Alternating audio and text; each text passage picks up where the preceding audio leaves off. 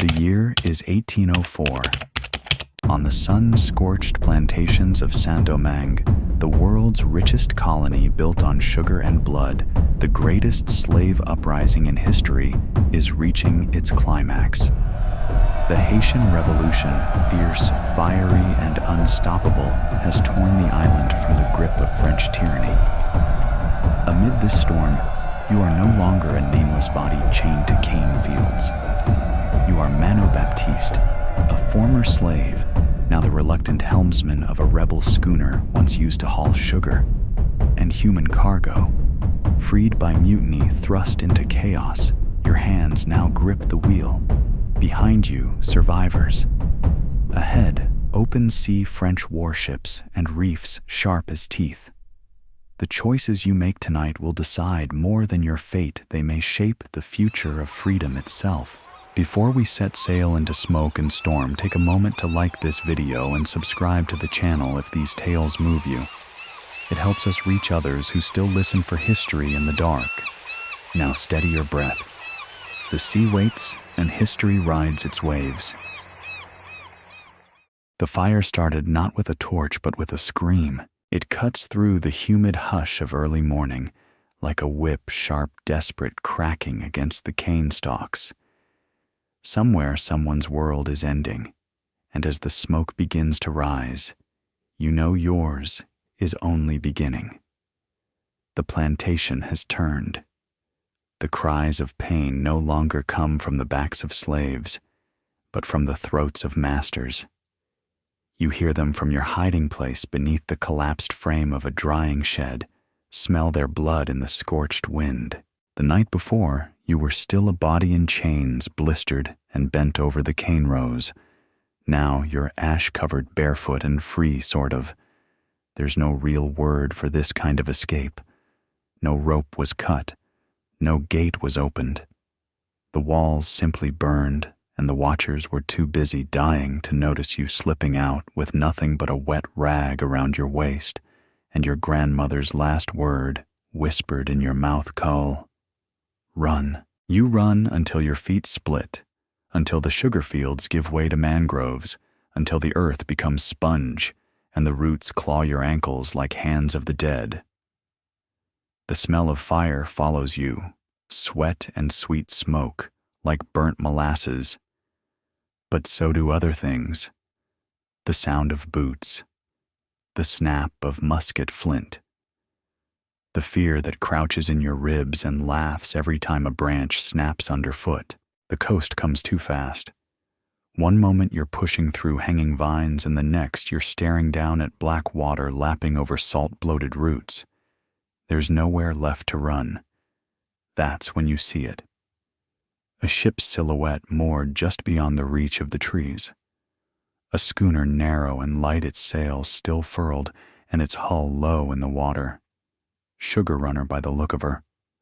Fast, cruel, and built to move wealth from this bleeding island to someone else's table. But something's wrong. You crouch, squinting through the mangrove screen, and listen. No voices, no laughter. Just the sound of wind and the occasional creak of rigging. You crawl closer, body half submerged now, sliding through warm shallows. As you approach, your fingers touch something beneath the water. A body. Another. Two men, white face down in the tide throats, opened like fish. One wears the sash of an overseer. The other has a French naval jacket but no head. You keep crawling. When you reach the schooner, you hear the first voice, not raised in pain, since the fires began. It drifts down from the deck above raspy Creole-laced and laughing. Then another joins it. You climb the rope netting slowly, quietly. The smell of blood gets stronger. When you finally peer over the rail, you see them, a half-dozen men and women black like you, armed with sugarcane knives and muskets stolen from the dead. One of them notices you. She doesn't raise a weapon. She tilts her head and smiles like you're expected. "You got hands?" she asks in a voice hoarse from shouting. You nod, then get aboard. It's not a rescue. It's an invitation to stay alive. They don't ask your name. You don't ask theirs. There's no time, and besides, names have weight. They hold the past too close, and right now everyone here is trying to burn the past behind them, like the fields that raised them. Someone pushes a gourd of water into your hands. Another hands you a half-loaded pistol and a rusted belt. The woman who smiled throws you a nod. You steer. You pause. You've seen a helm. You've watched the white men twist it with one hand while sipping wine with the other. But you've never touched one. Still, your father once carved toy boats from calabash when he wasn't being whipped, and you used to set them adrift in the rice channels during harvest. They always turned, always found the stream. You always knew which way the wind would go. I can learn, you say. Then follow me. She leads you below deck. The lower hold is a tomb of dead heat and damp wood, crawling with the smell of salt blood and spilled sugar. The bodies have been removed or dragged somewhere you don't want to see, but their memory lingers in the gouges on the floor and the stains on the wall. You're given a scrap of cloth to wipe your face. You don't. What's the point? Blood finds you again sooner or later. Below, you find others men too old to run girls with hands like coral from hauling cane. One boy no older than 10 who clutches a broken pipe like it's a sword. They don't cry. They don't talk. They wait. The schooner rocks shifting. A sound rolls through the hull. Not waves. Not wind. A creak, no, a groan. Above you the helm is being taken. Someone's seizing it. You climb back up. On deck you find Chaos wearing the mask of celebration. One of the rebels, a giant of a man with a stump where his left arm should be, has tried to turn the ship but doesn't know the ropes. The vessel is drifting sails, flapping like panicked birds. The woman turns to you. You say you can learn. Now's your lesson. She steps aside. You stare at the helm. It looks like a question you don't know how to answer. But your fingers reach out. They close around the wood, warm, sticky with salt and something darker. You feel the pull of the rudder beneath, as if the ship is a creature wounded wild waiting. You close your eyes. Breathe. The wind's coming from the south. You remember how it feels across your cheeks, which way it bends the cane stalks. You nudge the helm gently. The schooner groans, but it listens. Slowly, the sails catch. The creak of ropes turns to a whisper. The deck levels beneath your feet. You open your eyes, and for the first time since you were chained, someone looks at you not with pity or scorn, but with something you recognize: trust. The stump-armed man whistles. He's got a seize touch. You don't respond. You keep both hands on the wheel. Below deck, someone begins to sing. A low hum at first. A song that might be a prayer or might be a curse. It winds through the dark like smoke. The woman nods to you again. We go west, she says. There's a cove past the cliff's deep water safe shadow. If we make it there by dusk, we live. And if not, she shrugs. Then we see who dies loudest. The schooner picks up speed. Behind you, the fires still rise, painting the sky in orange and black. You don't look back. Ahead, the horizon begins to blush. It's not hope exactly, but it's something close. The wheel no longer burns beneath your fingers, but it doesn't rest either. Steering this schooner, this stolen artery of wealth and cruelty reborn as a vessel of rebellion, is not like driving a plow mule or guiding a cart through swamp mud. The helm has moods. It remembers the hands that used to touch it, and it resists yours, not with violence, but with reluctance, like an old dog trying to decide if a new master is worth obeying. It creaks when you turn it, groans when you fight it, and sometimes shifts unexpectedly, as though offering opinions on your decisions. And so, you steer not with confidence, but with something older, something closer to instinct built from wind smells and wave shapes, from how the sail bellies on the left when a gust comes up from the east, and from how your bare feet feel the pitch of the deck just before the swell lifts the hull. The sea doesn't welcome you. It doesn't reject you either. It simply allows you to pass for now. Above you, the sails finally catch their rhythm. One of the younger men climbs the rigging and adjusts a line with surprising grace. His knuckles are scarred, and his shirt still carries the sweat and soot of the fields. But up in the air, with the wind flaring his sleeves and the light drawing sharp contours on his jaw, he looks like a creature born of salt and sky. You wonder briefly if he's sailed before, if he's one of the few who might have been assigned to port duty instead of the fields unloading barrels and hauling ropes. Or maybe like you, he's simply figuring it out as he goes, trusting that movement is better than stillness, and that the ocean, though dangerous, does not whip you like a cane. The woman who brought you aboard, she still hasn't given you her name, leans beside the helm now. Her gaze isn't on the sea, but on the horizon behind you, where the plantation smoke still claws into the sky like a wounded god. You don't speak. There's nothing to say about what's back there. You know it.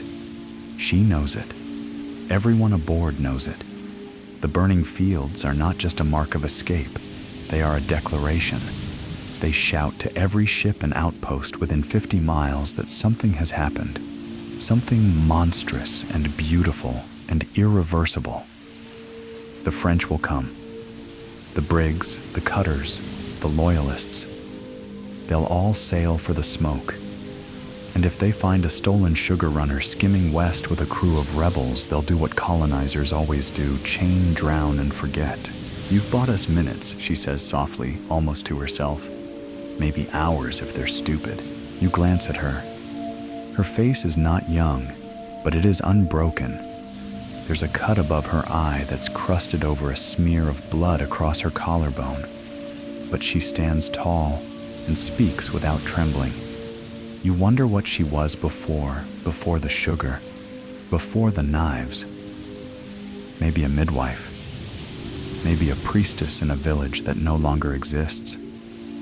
Maybe just another field hand who finally realized she could hold a machete with the same hands that once twisted cane. How far to the cove, you ask?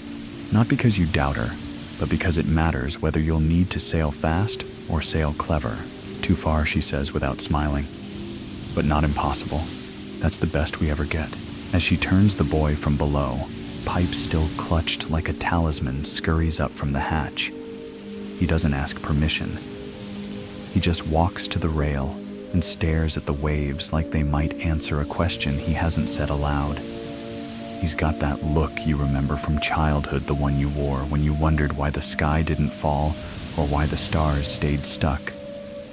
It's the face of someone whose world has torn open and is only now discovering what spilled out. The woman notices him too. He was born under the wheel, she says. Came out screaming on the back plank of a transport brig. Mama died before they made port. They kept him anyway. Said he could chase rats. You blink. He ever seen land? Not without bars between it and him. For a moment, the sea feels even larger. You grip the helm a little tighter. This schooner, you realize, isn't just carrying rebels. It's carrying whole lifetimes that never had a chance to begin. A child who thinks the ocean is home. A woman who learned to gut overseers with sugar knives. A man with one arm who laughs like thunder even when he bleeds. And you, someone who 3 days ago couldn't have pointed to the sky and named a single constellation, but who now pilots a vessel between death and the thin thread of possible survival. The day begins to rise hotter. The sun isn't kind here. It doesn't warm so much as press. You feel it on your neck, your shoulders, your fingers, where old whip scars stretch and burn as if remembering their origin. The deck creaks as it heats. The water glitters like a mirror you don't want to look into. Midday arrives like an argument. The wind shifts slightly enough to force you to correct the helm. You react quickly, smoothly. The woman nods. Good, she murmurs, you've got soft hands. That's rare out here, soft, you say with a raised brow. I've been cut open more than any Frenchman's purse. She smirks. Not that kind of soft. I mean like water flexible. Sea don't care how hard you are, it breaks hard things. But if you bend, if you slip, then maybe it lets you through. You turn her words over in your mind. That's the kind of wisdom no book ever wrote down. But every sailor who lived past 40 probably muttered to their boots at least once. You adjust course again. The hull groans, not in protest, but in acknowledgement. The stump-armed man appears with a half-full bucket of stale water and gestures for you to drink. You do. It tastes like moldy rope and forgotten wood, but it goes down. He watches you as you sip. You got name, he asks gruff. You hesitate. Names were taken from you. The one they branded on your papers wasn't the one your mother gave you. The one the overseer shouted wasn't the one you whispered to the river when you cried at night. So what should you say? Call me Kuri. He squints. That a joke? You shake your head. Means run, in my tongue. He barks a laugh. Run you at the wheel, Kuri. You runnin' us all now. As he walks away, you feel the name settle into your skin like warm rain. Not a lie. Not quite the truth. But something new. Something you chose. And in this world, that's as close to freedom as anyone gets, later clouds begin to gather on the horizon, trailing low like bruises. One of the women mutters something about bad luck. Another spits into the wind. You don't know whether storms are omens or simply weather, but you do know this: the schooner is light, and if the sea grows rough, you'll need every ounce of weight to be useful, not dead. You call down to the hold, tell the others to brace for movement. No one argues, no one asks why. They trust the wheel, and you are the wheel's voice now. Thunder mumbles in the distance. You see it before you hear it, a flash behind a veil of gray like someone striking matches on the edge of the world. You squint. West of the lightning, a pale shape cuts across the haze. A sail. It's too far to identify clearly, but your gut knows what your eyes are still questioning. That's no rebel ship. That's no fishing vessel. It's French. Broad sail. Military rig. Clean silhouette.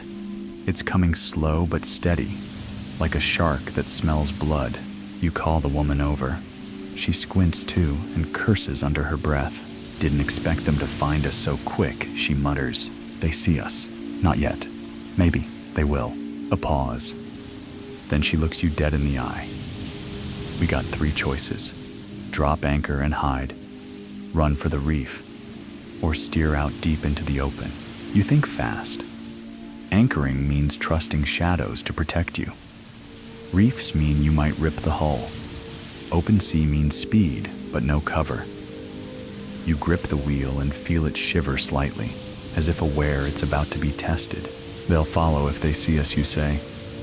We go deep, turn broad. Let them think we're fools heading nowhere. She nods slowly. You sure? No, you reply, but it feels better than waiting to die polite. So you turn the schooner gently, then more sharply. The sails flap, then bite. The wind shoves you forward, away from the smoke, away from the land, into a sea that does not forgive and does not forget. You do not pray, not aloud. But inside, deep beneath the muscle and memory, something small and burning whispers for you to live, not just to survive, to live. There is no map. The ship's hold stripped during the mutiny of everything but barrels of brackish water, splintered crates of dried cassava, and an old musket with a warped barrel contains not a single chart, not a compass that spins true. Whatever documents the former captain possessed: navigation logs, tide notes. French military dispatches all likely went into the fire, or else were taken by the few sailors who jumped overboard during the chaos, hoping to reach the mangroves, only to vanish beneath brine and bullet. What you have now is the sea, unending and unmarked, a vast and breathing wilderness of blue stitched by currents and salted with stars. The others look to you not because they think you're a master sailor, but because you're the one who stood still while the deck rolled beneath them, because your hands gripped the wheel as if they belonged there. You haven't earned their trust through years or experience. You've simply outlived the rest, and in rebellion, survival is qualification enough. It's the third day now since the burning of the fields. You haven't dropped anchor. You haven't touched land. You've seen birds, sometimes frigates and gulls, wheeling overhead like heralds of good or bad news, impossible to tell which. At night, the stars sketch shapes you remember from stories your grandmother told when the sky was your only ceiling. The lioness that chases the hunter across the firmament, the long canoe of the dead gliding across a dark sea, and the trickster who stole the moon but left behind a single shimmering thread. You don't know if those tales were Haitian or Dahomean, or just made up by someone desperate to weave sense from suffering, but they cling to you now more useful than any French map. Because stars don't lie. They don't bargain. They don't scream. They just burn. And from the stern deck of a schooner, too proud to die, that's enough. By midday, the sun has burned the sea silver. The glare is so sharp, you have to squint constantly, the salt stinging the corners of your eyes, until tears run freely. But no one can tell they think you're just wind-bitten. In truth, the fear sits heavier today. Not because of any single omen, but because of how quiet everything has become. No more pursuit sails, no distant cannon thumps, no birds now, no fish leaping in the wake. The wind, though steady, carries no scent of land, just clean brine like the sea has scrubbed itself for some occasion you're not invited to. The woman with the bloodied collarbone, whom you now know as Celestine, approaches with her hands behind her back. She's been watching the sky, but now her eyes are on you, sharp and measuring. We're not lost, you say, before she can ask. I didn't ask. She replies, then waits a beat. But if we were lost, would you admit it? You consider that. Would you? Would any man who holds a wheel that determines whether 20 people live or vanish confess to steering by nothing but guesswork and prayers to stars? You tighten your grip on the helm and nod toward the southern horizon. We passed 2 islets last night. Wind from the east pushed us farther west than I planned, but we're still close to Gonave Channel. If we catch the current just right, if she interrupts, if we catch it, we glide right past French patrols. If not, we drift into reefs. You nod, but we're not drifting yet. She studies your face.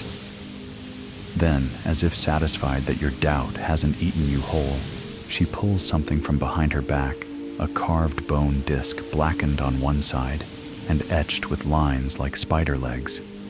It's suspended from a frayed leather cord. A griot gave it to me, she says, holding it between you like a fragile truth.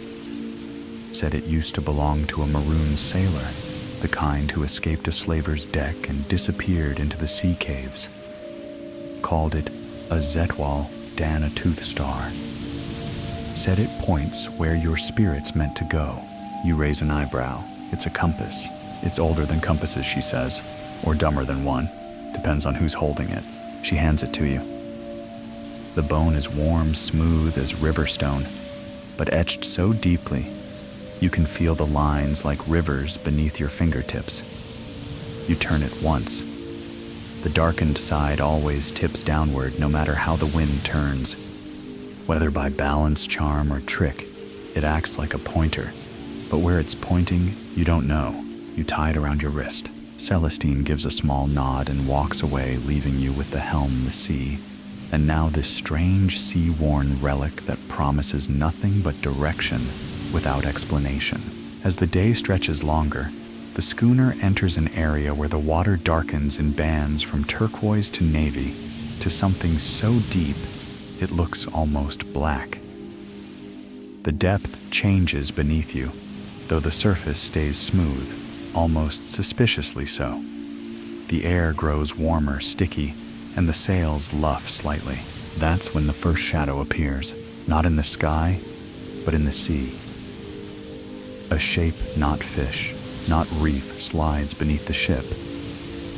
It's long, sinuous, and slow the way only something huge and unconcerned with you can afford to move. The hull rocks faintly, as though the creature has disturbed not the water, but the water's memory of movement. Someone gasps from the rail. The boy with the pipe yells, "Shark," but no one repeats it.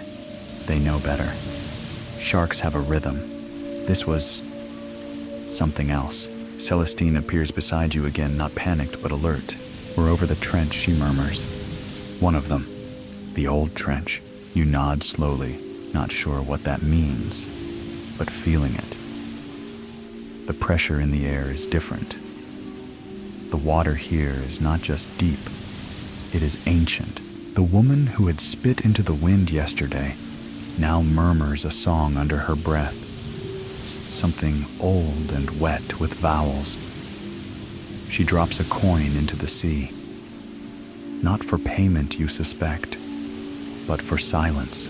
You steer carefully. Night falls without sunset, the light simply fading as if someone snuffed a lamp behind cloud curtains. The wind changes again, colder now, laced with something metallic. You sniff once. Gunpowder. Far off but present. A ship, perhaps. A battle past or brewing. You steer away, but just before the stars rise, another sight catches your eye. A skeleton mast. It rises from the sea not far off the port bow, twisted and bleached like a rib piercing the sky. No ship surrounds it, no hull, no deck, no anchor. Just the mast emerging from the water like it never meant to be submerged in the first place. Someone behind you whispers McCondell's reach. You do not know what they mean, but you do not ask. You steer wide of it, and the mast does not move. But the sea groans under the keel, and the schooner lists to the left for a moment too long. Later, when the stars emerge at last, you find the tooth star still pointing west. And for once, so do the stars. You breathe. That night, you sleep in shifts. Celestine takes the wheel while you rest against the stern rail wrapped in a damp cloth. Your dreams are not your own. You drift through salt-torn halls beneath the sea, where voices echo in languages your ears forget, but your bones recall. You see chains turn to coral. You see ships built of teeth. You see a figure standing on the ocean floor, pointing up not accusingly, but urgently. You wake just before dawn. The sea is quiet again, but now the air smells different. Earth, faint but there. You rise with the scent of earth in your nostrils, faint but undeniable, threaded through the salt and seaweed like the memory of something lost long ago. It isn't the rich, loamy earth of fields or forest. It's the thin, dry scent of wind-touched soil carried across miles of open water by a breeze that has learned the shape of hills. It tickles your throat and stirs your heart in equal measure, because even without a map, even without Celestine's compass bone or the ghost mass behind you, you know that something out there is solid, unchanging, unmoved by current or wind. Land. Your hands tighten on the wheel, not out of fear, but out of anticipation. The horizon is still dark with pre-dawn mist, a low ribbon of gray where sea and sky refuse to part. But in that mist is a promise. You're not sure whether it's a warning or a welcome, but either way, you must answer. The crew stirs around you, restless in the same way animals become before a storm. They sense the change without needing to name it. The boy with the pipe no longer pretends to wield it as a weapon. He's staring into the mist, now eyes wide and unblinking, as though he can see shapes moving just beyond reach. The one-armed man called Jourdain. You've learned tightens the straps of his makeshift harness, the belt crossing his chest like a bandolier of old rage. Celestine stands beside you again, her arms folded tightly, her voice low and solemn. They say this part of the coast, she murmurs, is haunted. You don't answer right away. Not because you don't believe in such things, but because you do, and that belief deserves silence. Ghosts, you ask at last. She nods. Not the kind you can see. The kind that speak only when you're too tired to listen. Her gaze remains fixed on the mist. They say rebel souls who died in the mangroves found no grave, so they drift here whispering to those who dare pass. You glance around the deck. Anyone ever make it through? One man I knew said he did, she says. But he came out of the fog with white hair and eyes that never blinked again. Died laughing 2 days later, swearing the sea told him its name. You smile faintly, not because you're amused, but because fear has an odd way of needing to grin in the face of its own reflection. If the sea has a name, you say, then I suppose we should at least introduce ourselves. The wheel groans under your palms. The mist is thick now, swallowing the lower sky until the schooner seems suspended in milk. The sails dampen and hang heavy. The wind, still steady, becomes mute, present, but voiceless, like a breath held for too long. Reef ahead calls the man in the crow's perch. His voice is muffled, distant, like sound in a dream. You nod but don't reply. You've already felt it, the subtle shift of pressure underfoot, the way the hull's echo changes, softens. Water no longer reaches endlessly below. It's become shallow, uncertain, treacherous, and this is where your choices begin to matter. A deep water schooner like this one moves best with a wide berth, plenty of draft beneath its belly. These reefs, with their jagged limestone teeth and shifting shoals, could tear the hull apart in minutes, yet steering wide could draw attention. The French patrols, if they're near, will expect a direct route. They'll wait beyond the reef cannon's loaded sails, taut, watching for exactly the maneuver you're about to attempt. You glance again at Celestine. Her eyes flick to yours, and in them is a silent question. Risk the reef, or challenge the brigs? You make your decision without words. The schooner angles toward the teeth of stone. The crew stiffens. A low murmur passes through them like static. They know what this means. They know the odds, but no one protests. Because this is what freedom looks like. Sharp choices, not easy ones. The mist thickens, cloaking even the masts. You steer with your ears, your skin, and the pressure of the water beneath your soles. Every tilt of the deck tells you something. Every flap of damp canvas whispers advice. You listen not to what you think is true, but to what the ship feels. Then you hear it, a voice, not close, not loud, but clear, feminine, melodic. It doesn't speak in words, it hums, a lullaby maybe, or dirge. It comes from nowhere and everywhere. You look toward Celestine, but she's frozen, eyes wide, face pale. She hears it too. Jourdain has gone still. The boy with the pipe drops it without noticing. The voice grows louder. The melody swells and dips, flowing with the wind curling through the rigging, settling on your skin like mist. It's not terrifying, not exactly, but it is old and wrong. The way a bone feels when it breaks in, a way it shouldn't. You don't stop steering. The ship veers gently, instinctively avoiding an unseen danger. Then the mist breaks, suddenly, violently. It parts like a torn curtain, revealing a stretch of water, clear as glass. The reef is below you, just inches beneath the keel. You can see the pale coral, the flick of fish, even the shadow of wreckage lodged in a crevice, its skeleton sails shredded and swaying in the current. A graveyard of ships hidden just below the surface. You're threading a needle and you know it. Celestine exhales slowly. The crew dares not speak.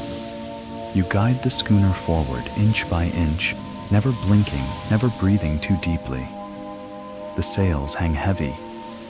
The wind is your enemy now, because even a strong gust in the wrong second could shove you onto stone.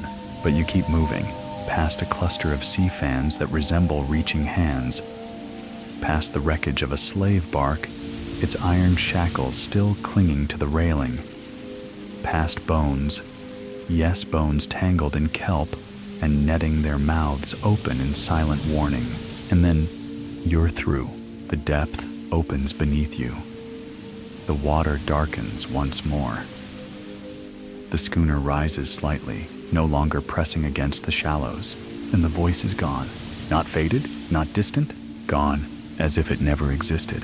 The crew erupts quietly. No shouting. Just shuddered breaths, muttered prayers, the slow collapse of shoulders long held tight. You feel your own body relax and realize how rigid you had become. Celestine leans on the rail. You heard her, didn't you? You nod. She only sings for those who are meant to pass. Or die, you murmur. She nods. Sometimes both. As the sun rises fully behind you, the mist begins to burn off, revealing the coastline you've been chasing for 3 days. It's not a port. It's not even a proper beach. It's a crooked swath of jungle shoreline, punctuated by rocks and broken cliffs, with a narrow inlet that might, if you're lucky, hide a ship for a day or two.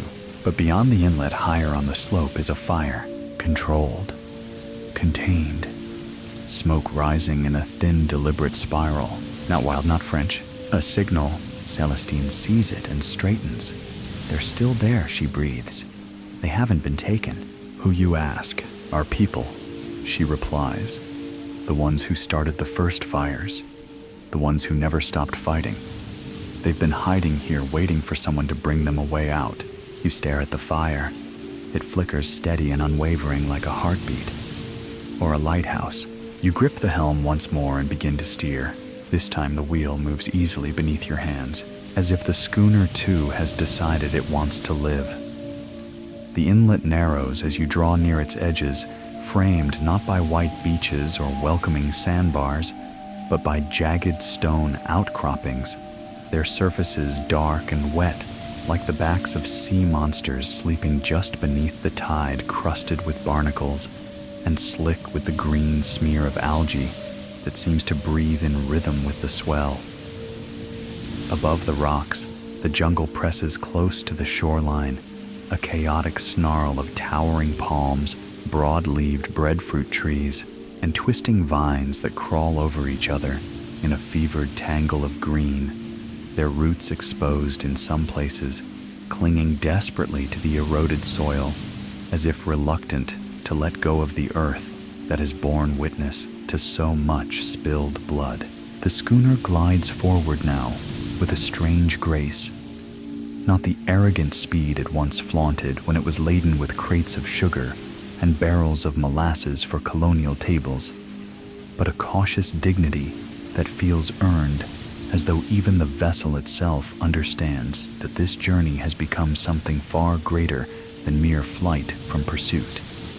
It is now a passage, a pilgrimage of sorts, into a place where maps lie and memory is the only compass worth trusting. The morning light filtered through the lingering mist, and the heavy canopy above casts the world in hues of copper and emerald, and as you steer toward the cove's throat, the wind falls almost entirely away, leaving only the sound of creaking wood, the occasional flutter of sailcloth, and the rhythmic churn of shallow waves against the hull. The crew gathers again, drawn by the sight of the fire smoke on the slope, thin, deliberate, unwavering. It is not the smoke of destruction, not the black billows that rose from the plantation, like the ghost of every scream ever choked on blood and soot, but something gentler, purposeful, controlled. It curls upward into the still air, a slender signal that speaks not in panic or desperation, but in quiet certainty. We are here. We remain. We remember. Celestine stands at the bow, now 1 foot on the rail, her fingers curled around the rigging. Her face lifted, not in joy, but in defiance, as though daring the land to question her right to return. Her breath is shallow, and though she says nothing, you sense the weight in her posture, the deep ancestral pressure of a woman who has been carrying her people's exile in the marrow of her bones for too many years, waiting not just for vengeance or justice, but for a moment like this, when the land might recognize her not as property or pestilence, but as kin. Behind her, Jourdain sharpens a blade with slow, deliberate strokes, the rasp of stone against steel, audible even over the groaning of timbers and the distant chatter of monkeys echoing through the high jungle canopy. He does not look toward the fire. He does not need to. Men like him have long since stopped hoping for sanctuary. What they understand is readiness, the quiet preparation for battle, even if that battle never comes, because readiness itself is a kind of peace. You bring the schooner into the inlet with great care, your hands steady on the wheel as the hull begins to pass between the rocks, the water shallowing so quickly that you can see the sand-churned bottom just feet below scattered with broken shells, pale stones, and here and there the rusted ghost of some old anchor or forgotten chain. The path is narrow, but the ship obeys. Perhaps it is the angle of the current. Perhaps it is the years of salt soaked into the wood, remembering how to survive. Or perhaps, though you would not dare say it aloud, it is you. There is a moment, just one, when the port side lists suddenly as a submerged boulder brushes the keel, a jolt that sends the whole vessel groaning in protest. But your hands do not flinch. Your eyes remain forward, and with a subtle correction, you guide the schooner away, easing it into deeper water where the current flows slow and sure. The cove opens before you, like a secret, a bowl of jade-colored water encircled by cliffs and trees. The shoreline a jagged scrawl of black stone and twisted roots, interrupted only by a small jetty made of lashed logs and driftwood. Clearly not the work of the French, but of people who know how to build with what the land allows. A handful of figures stand there now watching. At first you see only their silhouettes tall and lean, wrapped in dark cloth and shadows, their hair tied back, their stances alert. One holds a musket at rest, the barrel angled toward the ground, but clearly not idle. Another steps forward, raising one hand in what might be a greeting or a warning. Then more appear, stepping from the trees, emerging from between the rocks, some barefoot, some scarred all, with the unmistakable poise of survivors who have grown sharp and strong in the hard places of the world. Celestine raises her arms slow and deliberate, and the schooner's pace slows even more until the sail is barely drawing wind, and the motion is carried forward only by the vessel's own weight and the push of the tide. There is a silence thick and heavy, not of fear, but of recognition. You see it in the eyes of the watchers and in the way the crew breathes in unison. These are not strangers meeting for the first time. They are fragments of a shattered body finding each other again. As the ship glides closer, one of the figures on shore steps out in front of the others, a man with skin like polished teak and hair streaked silver. His face is deeply lined, his eyes sharp as broken glass. Around his neck, he wears a string of small bones and carved beads, and in his right hand, he holds a staff made from driftwood and iron. When he speaks, his voice carries not with volume, but with certainty. Name your passage. He says not an accusation, not a demand, but a ritual. The beginning of a ceremony older than law and deeper than memory. Celestine speaks without hesitation. Bled from the fields, she says. Born in fire, crossed the reef and brought the wheel. The man nods once. You speak for them, he asks. I speak with them, she replies. They steer their own fate. At this, the man lowers his staff. The tension breaks not with cheers, not with applause, but with breath. You see shoulders lower weapons ease, hands unclench. You guide the schooner to the edge of the jetty where ropes are tossed and caught, where rough hands pull the vessel inward, and for the first time in days, no, in years, you feel what it is to arrive not at a port, but at a place where your name might not be erased. Disembarkation is slow not from fatigue, but reverence. Every footstep down the gangplank is a reclamation. Jourdain is the first to land his boots thudding on the wood like war drums, followed by the pipe boy, who glances back once before stepping forward as though onto the solid ground of a dream. Others follow, and finally Celestine, who pauses beside you. "You coming?" she asks, voice low, eyes knowing. You glance back at the helm, the worn wood, the dark-stained grip, the sail above still fluttering in the weak wind, and you nod, stepping away from the wheel without looking back. The tooth star compass swings gently from your wrist. The moment your feet touch the dock, something shifts, not in the world, but in you. It is as though some long-clenched muscle has relaxed, some unseen door has opened, and the salt on your skin no longer tastes only of pain, but of possibility. You follow the others along a narrow path into the jungle, where roots twist across the soil like veins, where birds scream warnings, and the underbrush bristles with unseen life. The path climbs, winding through ferns and fallen stone, until it emerges in a clearing where the fire you saw from the sea burns inside a circle of stones.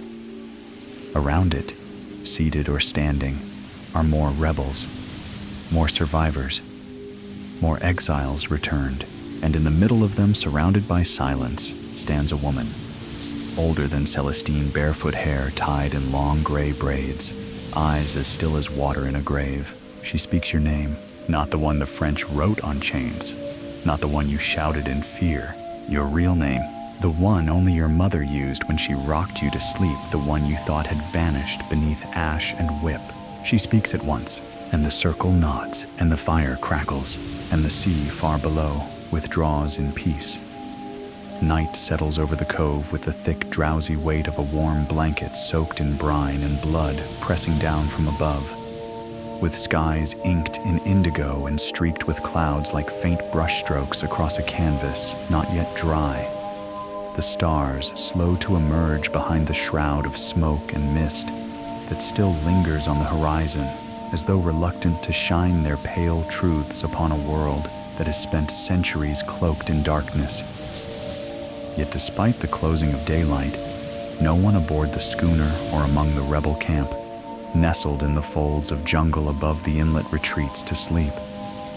Tonight is not a night for dreams, but for remembrance, for reckoning, and perhaps in some faint and flickering corner of the soul, for the first fragile whispers of hope. The fire burns high in the clearing, its flames leaning inward, as if drawn by the gravity of the gathered hearts encircling it. The air hums with silence, not the vacant kind, but the charged hush of listening, of waiting, of breath held between verses in a song that is yet to be finished. Around you sit faces, both known and strange, all etched by hardship and lit by a light that reveals both the cost of survival and the power of those who have refused to vanish. Celestine is nearby, cross-legged on a mat of woven reeds, her eyes reflecting the fire like twin coals that still remember the sugarcane fields, the burning watchtowers, the chains.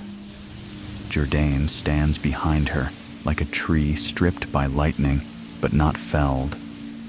His one arm folded across his chest, the blade he sharpened on the ship now sheathed at his hip like a final word not yet spoken. Across the circle sits the elder woman, the one who spoke your name without being told, the one who now watches you, not with suspicion, but with a calm that feels heavier than judgment and sharper than praise. Her presence is not grand in the way of queens or generals, but elemental like the salt in the wind or the weight of soil in your hands. And when she speaks again, her voice carries less with sound and more with truth. You carry a wheel inside you now, she says, not as a metaphor, but as a declaration, as though she has seen the shape of your bones and traced the grooves left behind by days at sea, by the turning of timber and fate. And that means you must learn what it is to be still before you move again. No one interrupts. In this place, words are not thrown into silence like rocks into water. They are dropped with purpose, allowed to ripple, to echo, to return.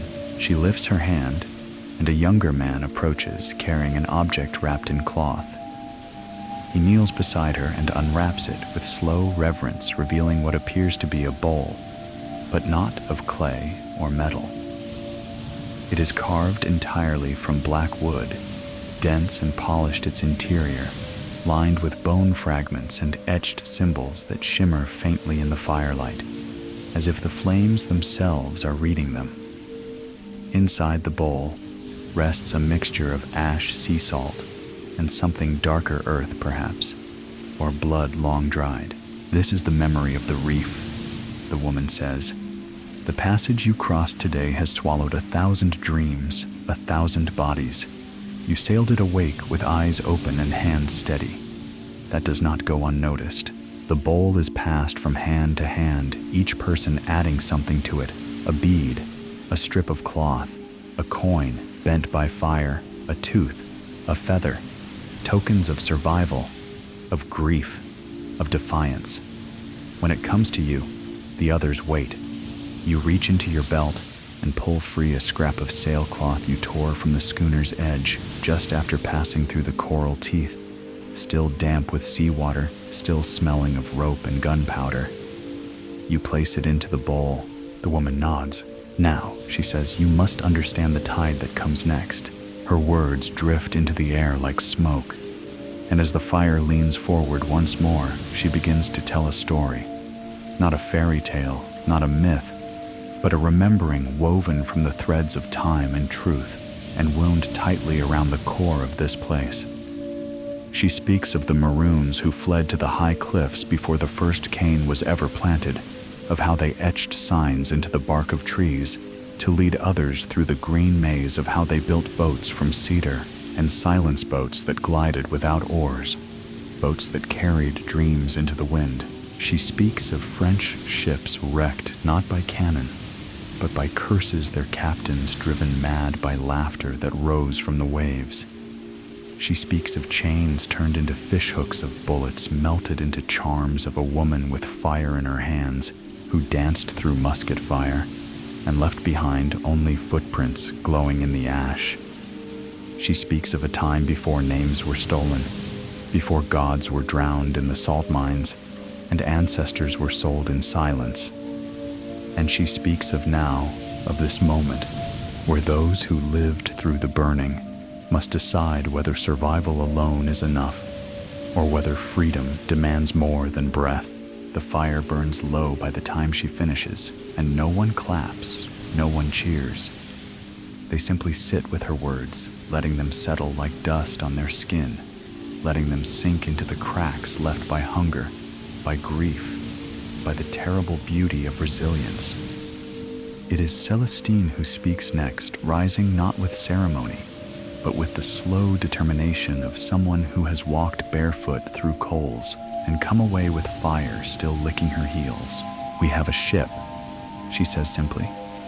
We have food, we have wind, we have hands. But what we do not yet have is a path.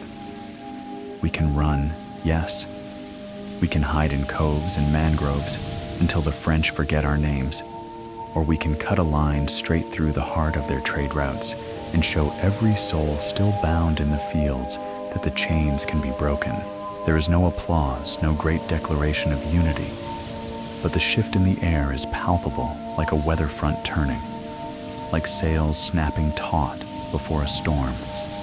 Jourdain lifts his head slightly, and the boy with the pipe, now clean, now clothed, now watching with eyes no longer dulled by fear, steps forward, holding in his small hands a folded scrap of parchment that one of the rebels found wedged inside a crate salvaged from the schooner's lower hold.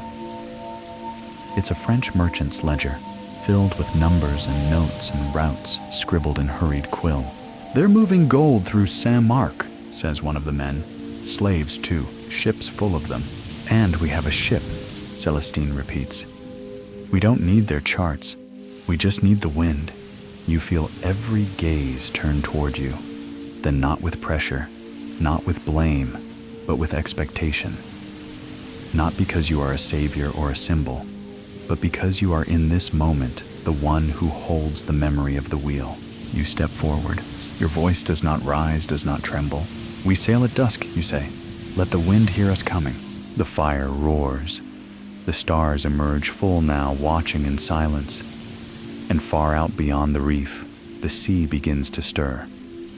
The wind shifts again that night, not in violence, or with the howling urgency of an impending storm, but in a quiet, deliberate way that feels less like the mood of weather and more like the breath of something older, something that has watched ships rise and splinter for centuries and now moves around you with a slow grace, as though considering whether your vessel is worth its blessing or better left to drift and drown like so many others that came before. You rise early, well before the first color bleeds into the horizon, and walk down toward the jetty with sand and damp leaves clinging to your bare feet. The torch-lit path behind you glowing dimly in the hush of false dawn, where every shadow seems alive and every branch overhead sighs with the weight of dew and ancient memory.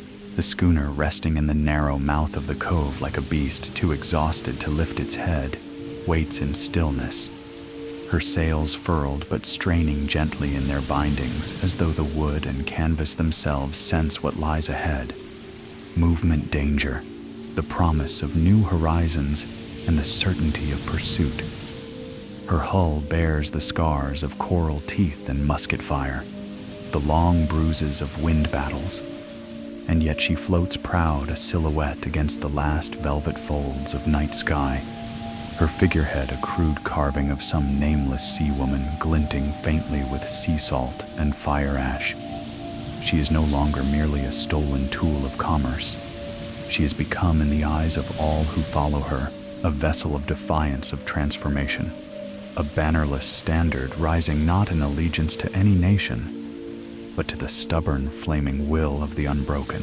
You step aboard with Celestine beside you, her bare arms dusted with soot and oil, her eyes rimmed in fatigue but bright, with a strange, almost holy conviction, the kind found not in temples, but on blood-soaked battlefields, where prayers are whispered not to heaven, but to the broken blades clenched in trembling fists.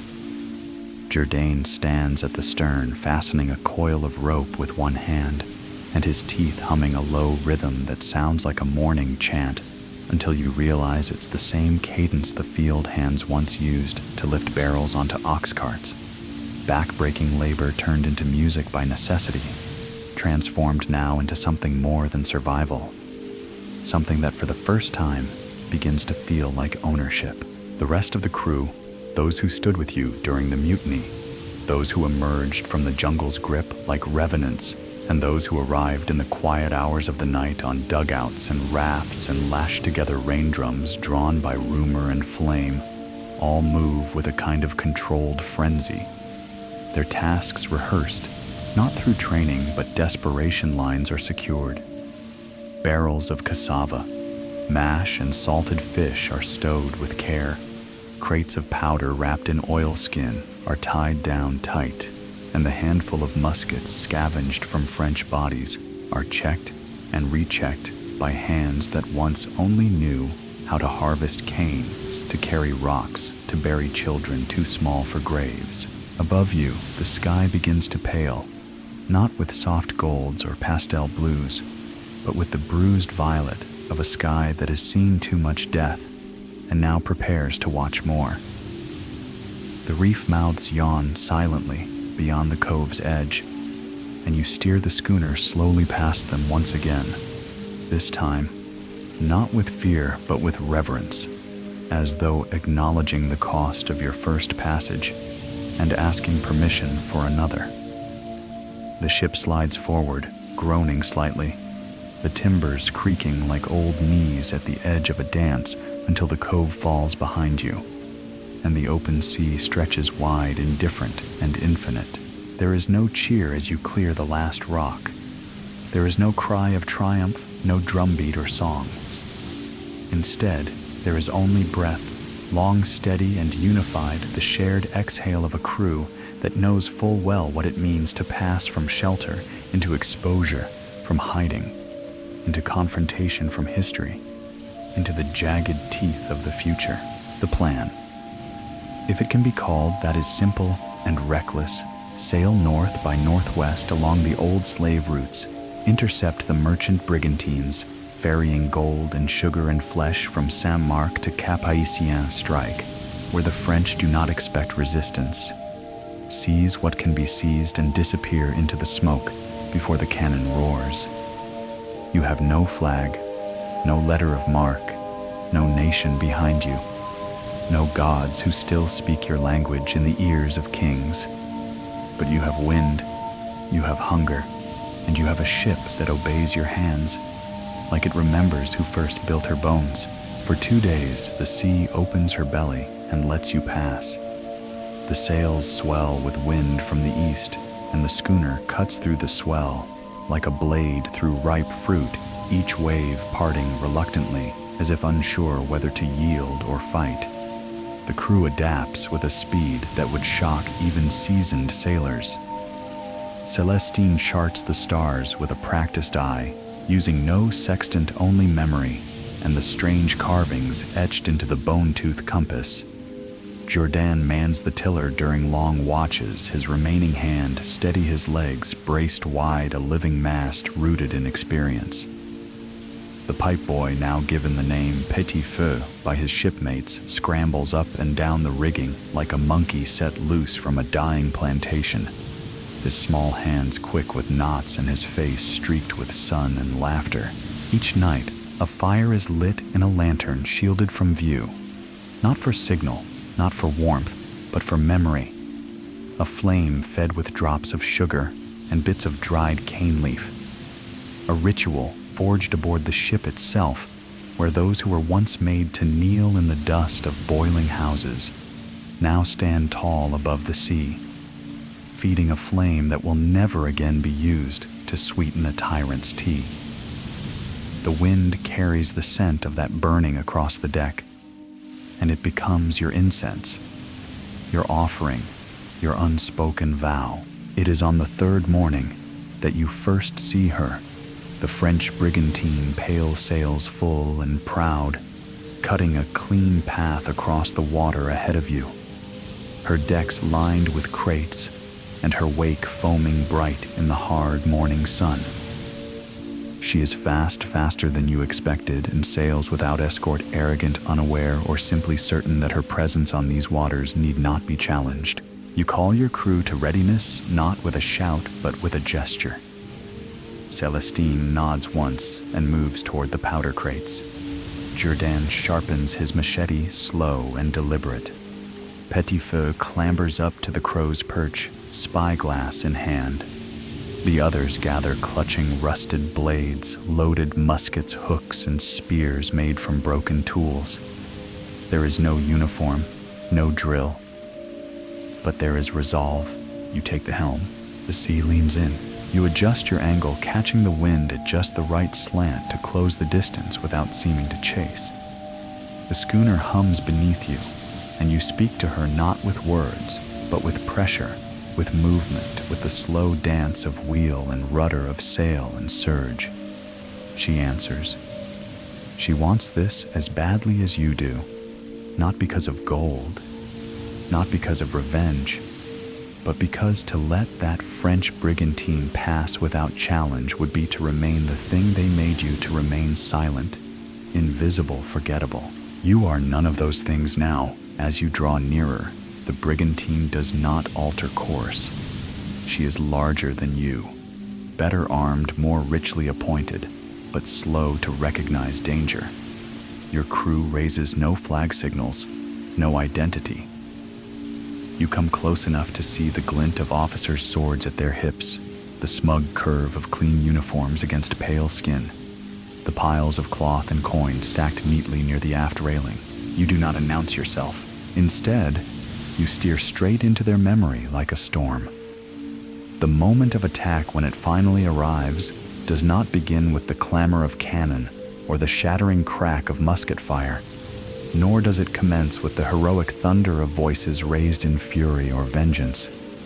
Instead, it begins with silence, with a stillness so absolute that it seems to bend time itself, that razor-thin instant when the last whisper of wind pauses in its breath and the sea, too, appears to hold her pulse, as though the water itself is waiting to see which way history will break. The French brigantine, now fully visible in the harsh and merciless light of the rising sun, floats ahead like a cathedral carved from arrogance and polished mahogany, her sails full and her crew standing idle, unaware, at least for this final moment, that the air around them has thickened with intention, that the ship behind them is not a merchant escort or a lost cutter, but something far older, far angrier, and far more deliberate. You stand at the helm, your hands steady your back straight, your jaw tight with focus, as the schooner eats the distance like fire eats dry cane, hungry hot, and accelerating with every gust of wind that presses into the canvas and strains the lines until they hum with tension. Around you, your crew prepares not with the disorderly panic of men thrown into violence, but with the grim and patient ritual of people who have waited too long to act, whose bodies have memorized the weight of labor, the sting of ash and salt, and who now transfer that knowledge into something sharp, something explosive, something that will be remembered not in ledgers or war logs, but in the bloodied breath of those who survive to tell it. Celestine moves below deck with two others guiding them to the powder barrels wrapped carefully in oil-soaked linen and cinched with ropes made from braided netting and shredded clothing. They carry each barrel with reverence, as if they were lifting the bones of ancestors, and pass them one by one to the makeshift catapult affixed to the stern railing, a crude creaking device built from scavenged timber and pulleys, once used to haul sugar, but now repurposed with a far more intimate cruelty. Jourdain paces the starboard rail, machete in hand, his one arm flexed and ready. His eyes narrowed, not in rage but in clarity, in the cold focus of a man who understands precisely what it means to be underestimated and intends to make that mistake the last thought in the minds of those who committed it. Petit Feu clings to the topmast spyglass in one hand and a scrap of red cloth tied around his wrist, the breeze tugging at his sleeves as he calls down distances, angles, and head counts in short, clipped phrases learned in the space of days, but spoken now like the sea taught him long ago. He counts fewer than 20 aboard the French ship, most lounging near the gunwales, 3 in uniform, 1 with a brass spyglass and a silver-buckled tricorn. The captain surely barking idle orders at men who move too slowly, who respond too casually, whose every gesture confirms what you already knew. They have no idea what is about to befall them. You close the gap to within 200 yards. The crew readies muskets and lines. The sails are drawn up slightly, not enough to stall the ship, but just enough to feign disrepair, a maritime limp, a lure painted in canvas and varnish. You steer slightly to port, presenting your hull at an angle that masks your armament, such as it is, and makes you appear as nothing more than a tired freighter, caught in the wake of a larger vessel. Perhaps a refugee craft, perhaps a deserter's prize, certainly not a predator. They still don't fire. They still don't call. The French are lazy with certainty. Celestine appears beside you, her hair tied back in a strip of sailcloth, her hands dusted with salt and black powder, her lips curled into a shape that might in another world have been mistaken for a smile, but is in truth far closer to prophecy. She doesn't ask if you're ready. She knows. Instead, she places her hand on your shoulder and leans in close, her voice low enough to disappear into the creaking of the mast and the snap of the rigging. Now she says, "Your hands turn the wheel," and the sea comes alive. In a single breath, the schooner pivots, sails opening wide like wings caught in mid-stroke, the wind catching them so fast and hard that the ship groans with glee, leaping forward, as though it too has waited for this moment with bated breath.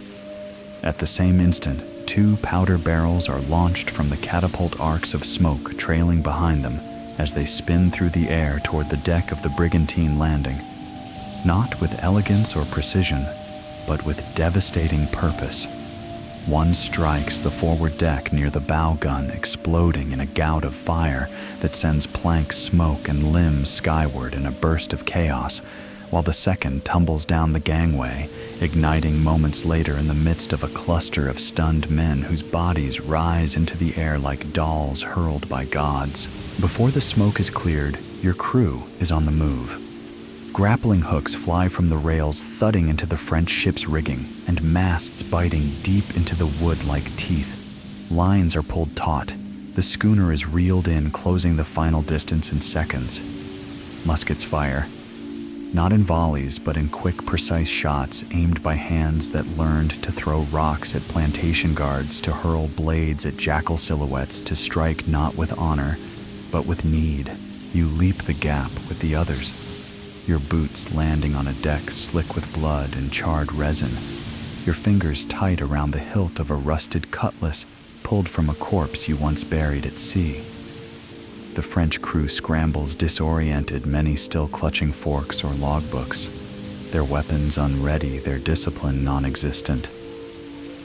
The captain shouts in rapid, panicked French, his voice cracking, calling for guns that will not be loaded in time for discipline that never truly existed. Jourdain is the first to reach him. The machete makes no sound when it strikes. Only the soft, wet exhale of air escaping lungs that no longer hold breath.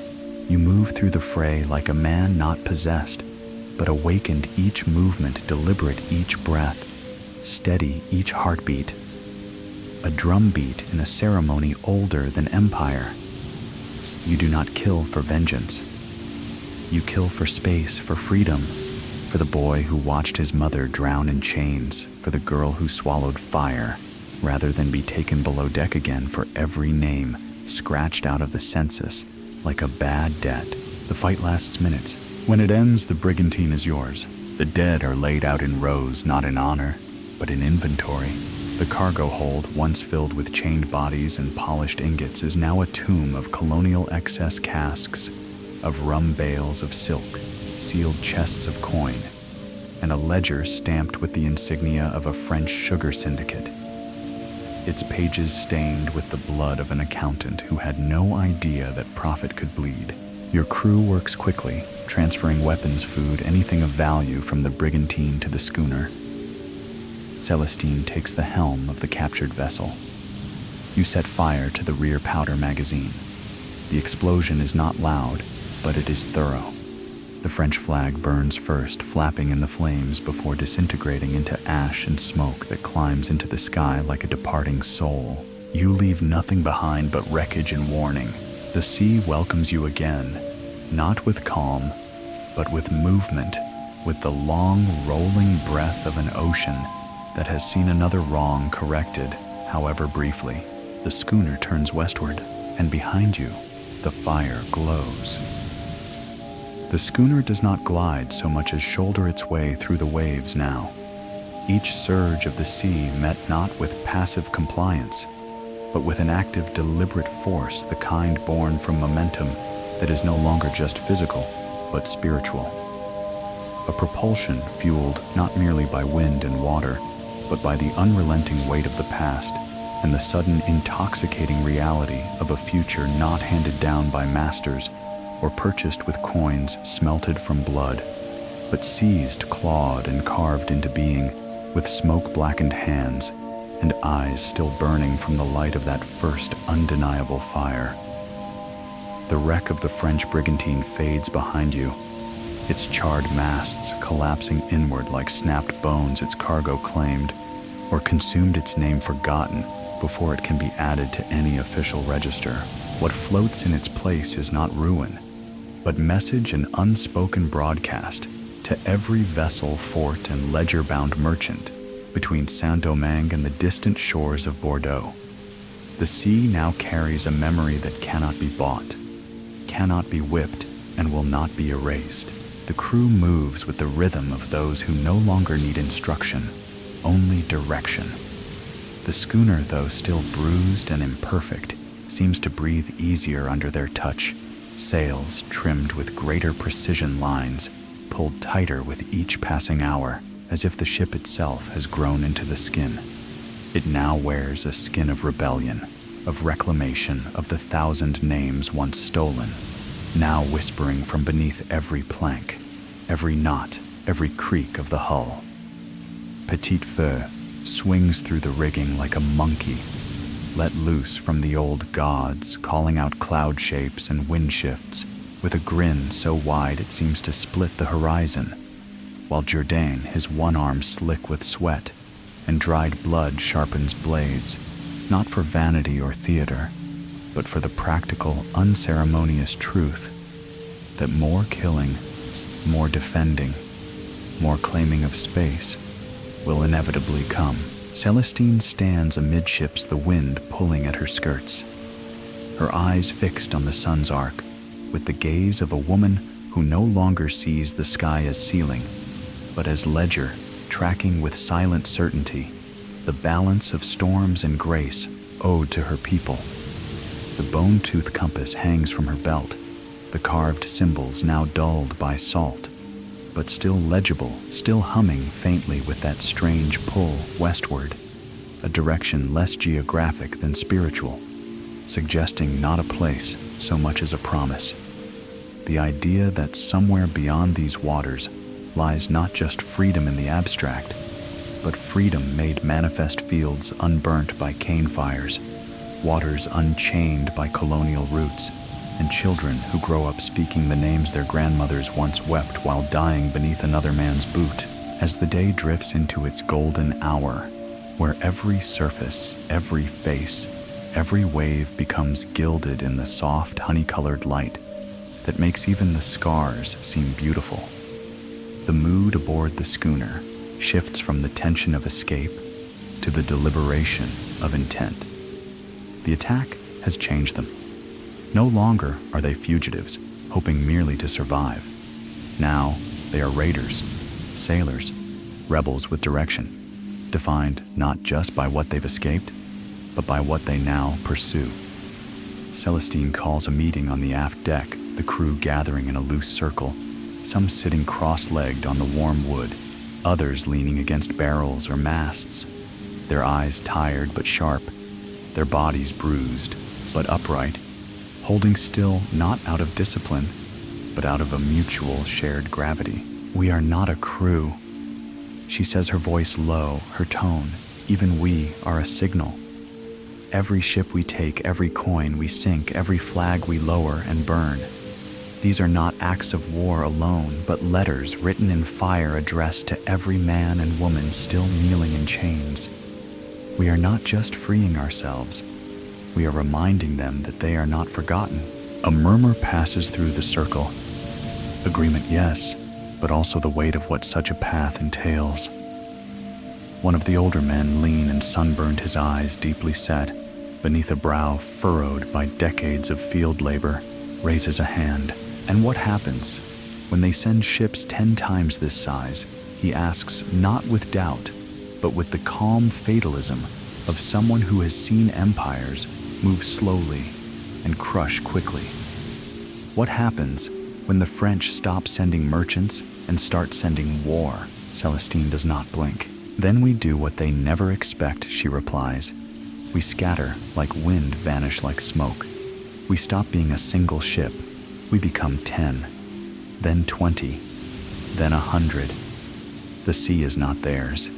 It never was. They just forgot that. Another murmur, stronger this time. Petit-Feu claps softly, and a few others smile, not widely, not recklessly, but with that sharp, glinting expression that says the idea has taken root, that the shape of a future has begun to emerge from the smoke and the salt. You speak next, not because you are a leader, but because they look to you, and because your silence now would feel like a lie. Freedom isn't found, you say, it's built. One board, one barrel, one battle at a time. The ship we burned won't be the last, and neither will we.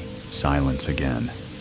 But this one different, filled with that rare reverent tension that follows when truth has been spoken aloud and everyone recognizes it at once. As dusk folds over the sea, painting it in long strokes of ochre and indigo, the schooner turns southwest toward the channel that curves along the coast and past the French fortress at Léogane. It is a dangerous route, known to be watched by 2 garrisons and patrolled by at least 1 cutter. But it is also the most direct path to the inland river that winds north, where the rebels hiding in the mountains are rumored to be building camps, stockpiling weapons, carving paths through limestone caves and lava fields to ambush and vanish until even the French admit they are not fighting soldiers but shadows. The decision to take this path is not made lightly. Celestine and Jourdain argue briefly, he wanting to hug the coast and slip past at night, she insisting they move boldly in the open, presenting themselves not as prey, but as storm. You listen, you consider, and in the end, you side with her not because you seek glory, but because invisibility is no longer survival. It is surrender. If you are to build something lasting, it must be seen. If you are to free others, they must know your name. That night, no lanterns are lit. The ship glides beneath the stars, dark as a whisper, silent save for the creak of the hull and the occasional murmur of watchmen. You sleep in shifts, your body curled near the helm, one hand resting on the wheel. Even in dreams, the pulse of the vessel sinking with your own breath. In the early hours, just as the first sliver of moonlight breaks the eastern sky, Petit-Feu calls from above, land ahead sails near the horizon. 2 ships, 1 brig, 1 smaller escort, moving in a staggered line toward the mouth of the river. Celestine climbs the mast. Jourdain readies the powder. You take the helm. And once again, the sea waits to see what story you will write next. The sea, that ever-shifting, ever-knowing witness to both the cruelty of conquest and the quiet persistence of resistance, greets your approach toward the Léogane Channel with neither fury nor favor, but with a brooding stillness, as if it too is pausing to consider the weight of what is about to unfold, gauging whether it should remain a passive stage upon which yet another colonial drama will be played out, or whether it should rise in chorus with the wind and the tide and the trembling stars above to join the chorus of revolt carried by your creaking war-bruised schooner, now stripped of all pretense and gleaming faintly with the oily sheen of purpose in the pale light of an almost morning sky. As you peer out from the helm, the sails angled for speed and subtlety, the air smells of salt and smoke, trace hints of last night's fire still clinging to the deck and to your clothing, the sweet burnt scent of roasted sugarcane and black powder having blended into something you recognize now as the perfume of freedom, bitter, fragrant, unforgettable. The wind carries voices with it, echoes of commands from the French brig, and its escort ahead, distorted by the distance and the crash of waves against the hull, but unmistakably full of the kind of confidence that only men with cannons and government backing ever dare to speak with. You hear laughter, the barked order of a bored officer, the lazy drawl of a lookout reporting clear seas ahead. They do not know. They do not see. Their eyes look toward the shoreline for rebels crawling from the brush, for inland slaves who might flee upriver in darkness or hide among the mangroves with sharpened sticks and sharpened songs. They do not scan the open water behind them, because to them the sea belongs to their maps, their trade, their flag, and certainly not to the barefoot, barrel-chested, salt-scarred crew of a schooner that no longer bears a name, but only the memory of fire. Your crew is ready. They are not warriors in the trained, polished sense of the word. They are not drilled soldiers in matching uniforms, nor Marines bred on tactics and honor. But what they carry with them is something colder and deeper. Necessity, grief, the long simmering rage of the chained, now unshackled and deliberate. They are men and women who learned how to endure pain before they learned how to spell their names, who watched their children die from diseases given European names, who carved resistance into the bark of trees and sang revolt into work songs. And now they stand with muskets, harpoons, machetes, and nets, woven not just from rope, but from memory. Petit Feu, now permanently stationed in the mast's crow perch, as the ship's keenest eyes and youngest fire calls down readings in his high, clear voice. The larger French brig ahead appears to be loaded with heavy goods, likely rum cotton, or coin, her hull riding low, her movement sluggish even with full sails, while her escort, a sleek cutter with 6 visible guns taxed slightly to the south as if bored and wandering, the maritime equivalent of a house cat trailing its master through a garden path swatting at flies. You call for silence, not with a shout, but a gesture, and immediately the crew begins its final preparations. Celestine moves below to check the powder stores, her face tight, her braids wrapped in fabric soaked with oil to keep the ash from her eyes. Jourdan moves among the younger fighters, checking weapons, muttering last-minute instructions, not like a commander, but like an older brother, preparing the family for a fight they cannot afford to lose.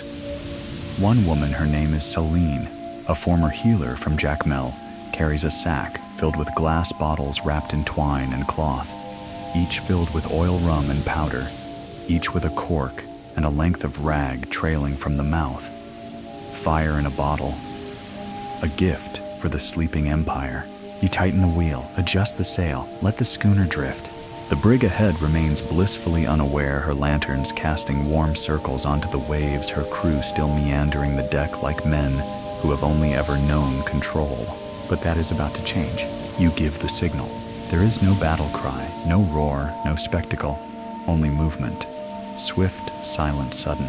The schooner cuts hard to port, catching the wind in its belly, the sails flaring like wings stretched wide. The crew leaps into motion, 2 lines thrown forward, grappling hooks slicing the air and biting into the wood of the escort cutter with deadly precision. Powder bottles lit and hurled in graceful arcs across the dark water, shattering on the far deck with a whoosh of flame and the shouts of men too slow to duck, too stunned to fight. Muskets fired not all at once, but in sharp, staggered rhythm.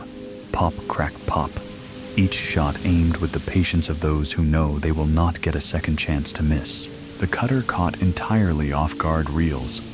The fire spreads fast, licking up the mainsail, catching the rigging, turning cloth and rope into flaring ghosts. A scream rings out, a high, warbling sound of pain or fear you cannot tell, but it does not slow your crew. Celestine rises from below, with a burning brand in hand, tossing it onto the cutter's deck, where it lands among a cluster of crates and ignites them with a thundering pulse that sends 3 men overboard and lights the night like a dying sun. Now the brig turns, too slow. You're already alongside. Lines bite, blades flash, and your people board. This time, the French captain is ready with pistol and sword, flanked by 5 armed guards in gleaming coats, and for a moment, just a moment, it looks as if the advantage is his. He fires, One of your men falls. Celine screams. Jourdain charges forward, parrying one saber with his machete and swinging the stump of his arm into another man's chest with such force that ribs snap audibly. Celestine is behind him, sliding low, slashing upward with a blade made from a kitchen cleaver, catching the captain across the thigh and sending him down roaring before she plants her foot on his chest and presses the blade to his throat. "Parley," she whispers. He spits. She cuts. And it is done. The ship is yours. Again, the hold is full. You find salt pork bricks of tobacco, 3 kegs of powder, and in a chest marked with the seal of the French treasury bags of silver coin and 2 ledgers listing slave shipments from the coast to Cap Haitian names, ages, weights, prices, and notes scrawled in the margins with callous ease. This one, strong. This one, weak. Good teeth, run risk. Celestine burns them, not out of rage, but out of mercy. You tow the cutter behind you for a time until the fire spreads too far, and she begins to sink, groaning like a creature stabbed in the gut. The sea closes over her without ceremony. By dawn, your ship sails alone again, richer in supplies, heavier in soul, lighter in fear. The men and women aboard are silent, not in sorrow, but in reverence, not for the dead, not for the enemy, but for what has just become undeniably clear. You are no longer fugitives. You are no longer prey. You are for the first time a force, and the sea is listening. The morning that follows the ambush does not rise gently like a lullaby, nor unfold like the soothing cadence of calm waters brushing a familiar shore. Instead, it emerges slowly and heavily, like a burdened exhale from the world itself, the sun clawing its way upward through layers of bruised sky, while the horizon simmers with low fog and faint traces of smoke that drift like regret above the blackened scar left by the wreckage of the cutter, now reduced to a scattered memory of charred timber oil, slicked waves, and the last muted cries of men who had never imagined they would meet their end, not on some distant battlefield for king or flag, but under the dark hands of those they once believed could not steer, could not speak, could not strike. You stand at the bow of the schooner now, one hand resting lightly on the railing worn smooth by salt, and time the other gripping the wheel with the quiet insistence of someone who no longer navigates simply with instruments or instinct, but with a kind of embodied certainty born not from arrogance, but from repetition each moment at sea, folding into the next, like pages turned in a book you did not write, but now find yourself authoring line by line with blood and motion, wind and silence, flame and shadow.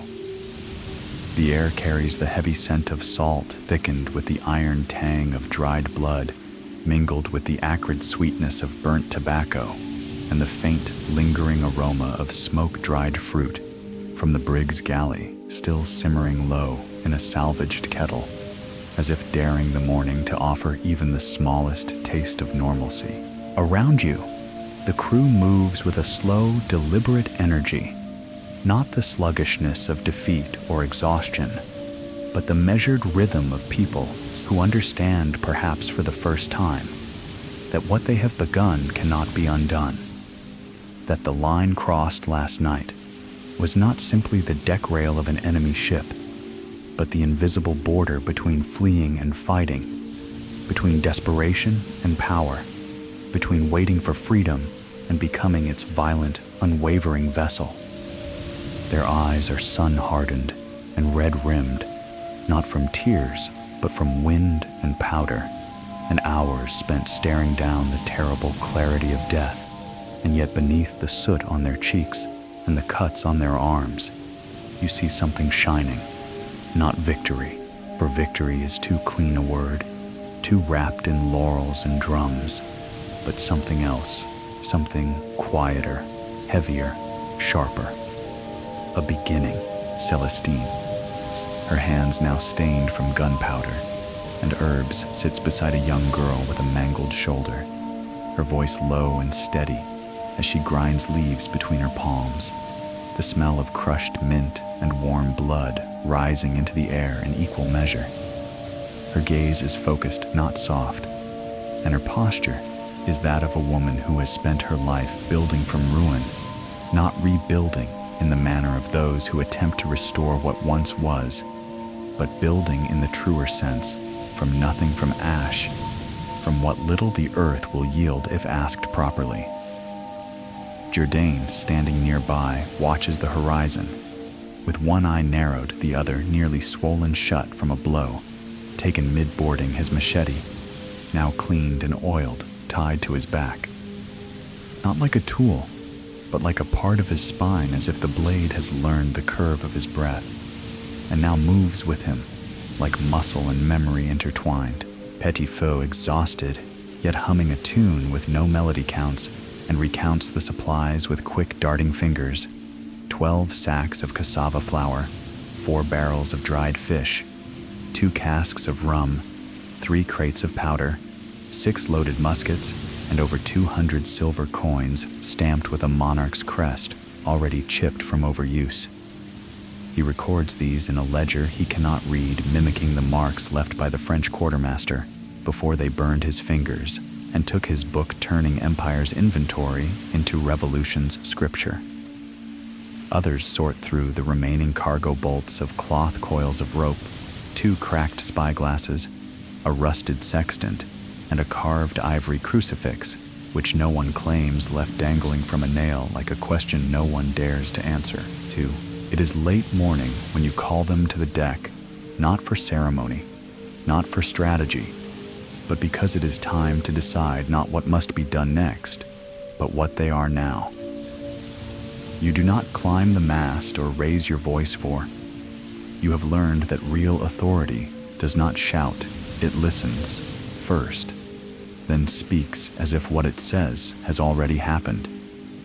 You face them all, eyes tired but clear, and you ask a single question, not rhetorical, not dramatic. Do we sail as one ship or as many? Celestine answers first, her voice slow, deliberate, her words as steady as the tide. One ship can be hunted, captured, broken. Many can vanish. Many can become legend. Jourdain nods, spitting to the side before saying, 1 schooner cannot fight a fleet, but 10 schooners can erase a map. Others murmur in agreement, and still others look uncertain, for they know that splitting their strength may mean vulnerability, isolation, death. But they also know that the longer they remain a single traceable flame, the more quickly the gale of empire will come to smother them. You suggest the obvious: break into 3 smaller crews, use the captured supplies to build canoes and rafts, send runners to the inland camps, find the others who have fled, smiths, carpenters, midwives, hunters, and teach them how to sail, not with maps, but with sky and salt and memory. Each ship must learn to vanish like smoke into the reef, then return like thunder onto the sea lanes. Let the French believe there is 1 rebel schooner, then 2, then 10, until they chase ghosts across the coastline, until fear grips every captain's heart when the wind changes at night. A silence follows, not hesitant but holy. They nod, they understand. The afternoon is spent dismantling the escort cutter's remains, pulling usable planks and sails from the wreckage before it sinks completely, its charred ribs groaning in protest, as if reluctant to be reborn as rebellion.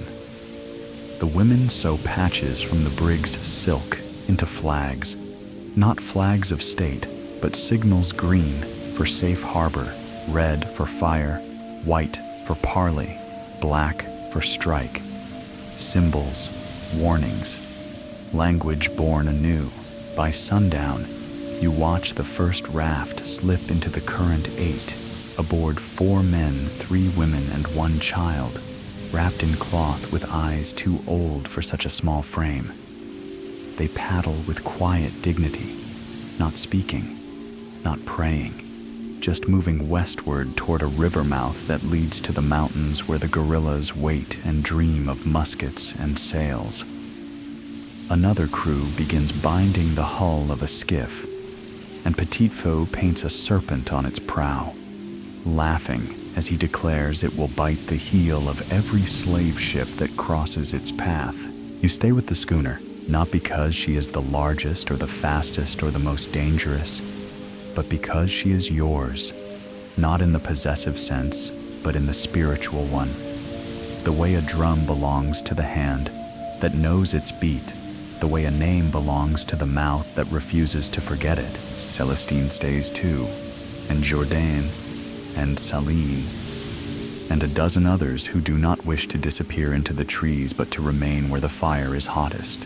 By nightfall, only your vessel sails the channel. The others have scattered into shadow. The sea is quiet once more, but it is not the quiet of surrender. It is the quiet before a storm learns to speak. Above you, the stars do not blink. They watch, and somewhere far to the north, a French governor sharpens his pen and writes a letter he does not yet know will never be read, because by the time the ink dries, the sea will already belong to someone else. The night stretches long and heavy across the breadth of the sea, not with the silence of peace or the serenity of still water beneath a moonlit sky, but with a brooding, sentient quiet that feels as if the ocean itself has turned inward, in thought, brooding upon all it has witnessed, ships shattered on reefs, names whispered just before drowning chains dropped into the dark to vanish beneath centuries of silt and salt. And now it watches you, not as a passive expanse of water, but as an old wounded witness, uncertain whether to rise in aid or recoil in dread from what is yet to come.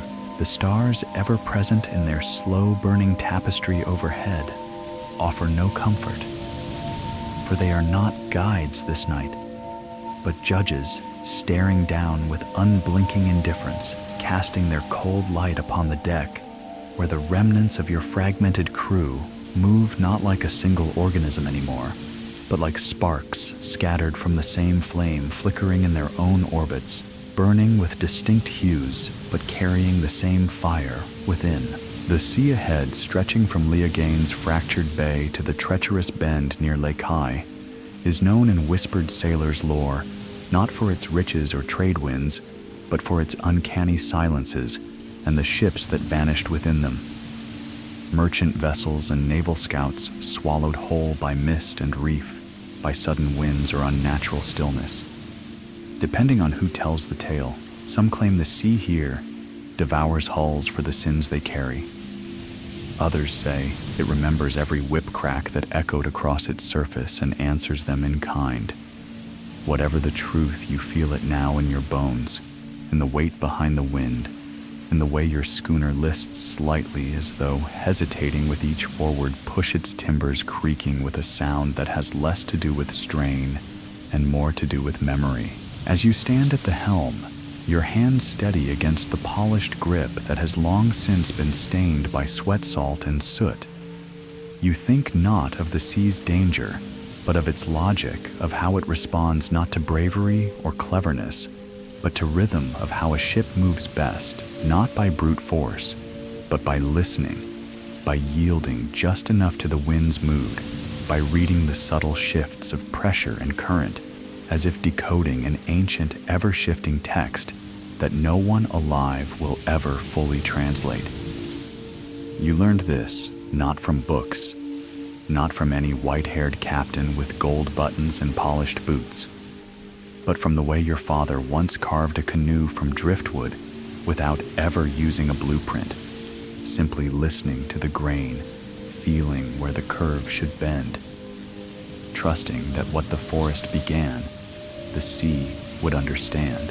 Now you apply the same principle to this schooner, to the strange and beautiful task of steering not just wood and sail through uncertain waters, but lives, stories, futures, all of them braided into the rope between your fingers, the keel beneath your feet, the stars above your head. The crew remains quiet, speaking only when necessary, not out of fear, but out of respect for the enormity of what they are doing, not just surviving, but creating a line of continuity that stretches beyond the moment that will one day be spoken of in camps and caves and midnight songs, if they live long enough to sing them. Celestine is the only one who moves with any regular rhythm, now pacing along the port side rail, her face half lit by the shielded lantern she carries, its flickering flame casting sharp, mobile shadows across her cheekbones, her eyes trained not on the sea, but on the horizon, where she believes with that intuitive certainty, possessed only by those who have stared death down more than once, that another French vessel will appear.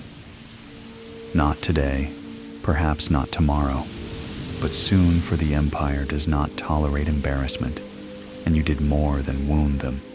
You made them feel vulnerable, and vulnerability in the hearts of tyrants is a seed that quickly flowers into vengeance. She stops beside you only once, just before the sky begins to shift from black to charcoal. Her voice so soft it might have been mistaken for the creak of the rigging if you hadn't seen her lips move. You know they'll send a frigate next, she says, not as a warning, but as a simple truth laid bare. Not just one, a squadron maybe, gunships, crews paid in coin and cruelty.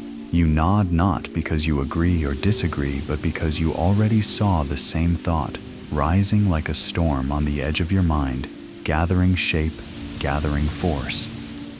Then we won't meet them at sea, you reply after a moment. We'll meet them where they can't see us. We'll become water.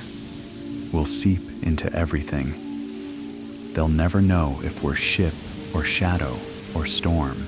She doesn't smile, but her eyes soften slightly, and for the first time since you first saw her leap from the cane fields into the blood-slick deck of that sugar runner, you realize she is tired, not with the exhaustion of a sleepless night, but with the kind of bone-deep weariness that comes from holding too many names in memory, too many graves in her heart. The sky begins to brighten. It is not a sunrise anyone would call beautiful, not the kind you would paint or write songs about, but it is clear the air lightened, the sea settling into long, glassy rolls, and for a moment, the world feels suspended in that golden hush between fear and faith, between what you've done and what you must do next. It's in that silence that Jourdain appears at your side, his face marked with fresh bruises, his single arm cradling a bundle of cloth. He unwraps it slowly, revealing a tattered banner red stitched from the brigantine's old sail, marked crudely with a black serpent coiled around a broken chain. Petitfeu drew it, he says simply. Says it came to him in a dream. Says it's not ours, but the sea's. You take it from him carefully, the cloth stiff with dried blood, its edges frayed from flame, and for reasons you can't articulate, you tie it to the aft mast, not as a claim, but as a declaration, not of who you are, but of who you refuse to be ever again. The crew watches as it flutters in the rising wind, and though no one speaks, you know what they are thinking because you feel it too. You are no longer a secret. You are a signal. By midday, the first fishing boat appears, a small dugout, crewed by 2 old men and a girl who cannot be more than 12. Her arms thin, but her hands calloused, her eyes bright and unafraid. They don't flee when they see you. Instead, they hold up a strip of cloth white with a black smear across its center, and Petitfeu, grinning wide from the mast, shouts down that it means safe to speak. You pull alongside them, share a gourd of water, and they tell you of a French ship loading slaves at the eastern port, of a planned shipment of rifles moving inland, of an officer who has been seen wandering the hills with a priest and a ledger. They ask for nothing in return, only that you leave behind a name, a sign, something to tell others that the stories whispered in the cane rows are true. That night, you paint the serpent again, this time on a rock in red, mixed from blood and wine and crushed charcoal, letting it dry in the wind, while the waves sing their old song. The next morning you set sail again, heading east, not toward a safe port or familiar waters, but toward the fire you have seen, smoldering in the distance since the day you took the helm. A fire, not of destruction, but of awakening, spreading one ember at a time. You are not lost, you are not alone, and somewhere behind you, the sea carries your name. The Eastern Passage, which on maps appears as a mere seam stitched between coastlines, reefs, and ridgelines of volcanic stone, is in truth a corridor far more dangerous than it first appears, a waterway shaped not merely by current or tide, but by centuries of betrayal, trade, ambush, and unspeakable transport, a place where even the wind seems to whisper conflicting stories through the palm fronds and mangrove roots, where 1 minute the sea lulls your vessel with a deceptive gentleness, and the next it rears up with the fury of every cry ever lost to the surf. It is here in this narrow, sinuous stretch of coastal water, just west of Jacmel and east of Anse-à-Pitre, that your schooner now sails its patched sails, drawing the morning wind like breath through clenched teeth, its hull low in the water under the weight of stolen powder, salvaged cloth, and 32 souls, who, though bound together by fire and salt and the hard-earned rhythm of life, lived on the blade's edge, each carry within them their own tide of memory, their own hidden map of pain and purpose. You stand at the helm, eyes trained not on any distant landmark, for in these parts, even the hills wear disguises of fog and changing light, but on the slight ripples in the water that suggest a sandbar hiding just beneath the surface, or the shadow of a submerged mast from a wreck long forgotten by chartmakers, but still remembered in the silent hesitation of every tiller that passes over it. Your grip on the wheel is light but decisive, your posture a careful negotiation between control and surrender, because here, more than anywhere else, the sea demands a kind of humility from its navigators, rewarding not the boldest hand, but the most attuned, the hand that listens before it moves, that feels the change in water pressure before the rudder groans. Celestine stands to your right, cross-referencing the constellations in her memory, with the rhythm of the shoreline's rise and fall, murmuring old sailors' proverbs under her breath, not out of superstition, but because such words passed mouth to mouth across generations often contain the kind of condensed knowledge that no formal schooling ever dared to recognize. If the birds fly low, hold the sails wide, she whispers. If the sea hisses without a breeze, turn back. If your dreams taste of clay land is near. You listen without nodding, but you store each phrase like a flint stone in your mind, ready to strike when needed. The rest of the crew moves about the deck and hold with quiet efficiency, no longer requiring direction for the small but essential rituals of life at sea. Scrubbing salt from the ropes with vinegar-soaked cloth, patching holes in boots and sails, with waxed thread, boiling rice, and dried cod in a battered iron pot that has somehow survived 4 raids and 1 firestorm. Its blackened belly, now sacred among the hungry. Petit Feu, ever the aerial voice of the vessel, swings down from the mast like a comet clutching a piece of parchment smudged with charcoal lines that resemble nothing so much as the wild etchings of a storm-crazed artist. He insists it's a map of French supply drops drawn from memory and half-overheard conversations at a captured outpost, and though no one dares trust it completely, you pin it to the inside of the storage hatch where everyone can see it, because even false maps serve a purpose when belief becomes a form of direction. At midday, a glint appears on the horizon, not sunlight on water, nor the gleam of fish schooling just below the surface, but the unmistakable angular shimmer of glass and metal, a flash that speaks of observation, of polish of men, trained to see and report. You call for silence not with a raised voice, but with a hand lifted from the wheel, and immediately the deck quiets the rustle of sails and boots and blades, falling into a stillness so complete it feels like holding your breath in a cathedral. Jourdain raises a spyglass, squinting into the heat haze. "Cutter," he mutters. "French new build, 2 decks, 4 visible guns." The word visible lands hard. Everyone knows what it implies. 4 visible guns likely means 2 more hidden below. And if it's a new build, it's not just scouting, it's looking for something or someone. And in these waters, there is no doubt about who that someone is. Celestine steps forward. "We can outpace it if we turn west by south now," she says, pointing toward a narrow inlet, half hidden by cliffs and mangroves.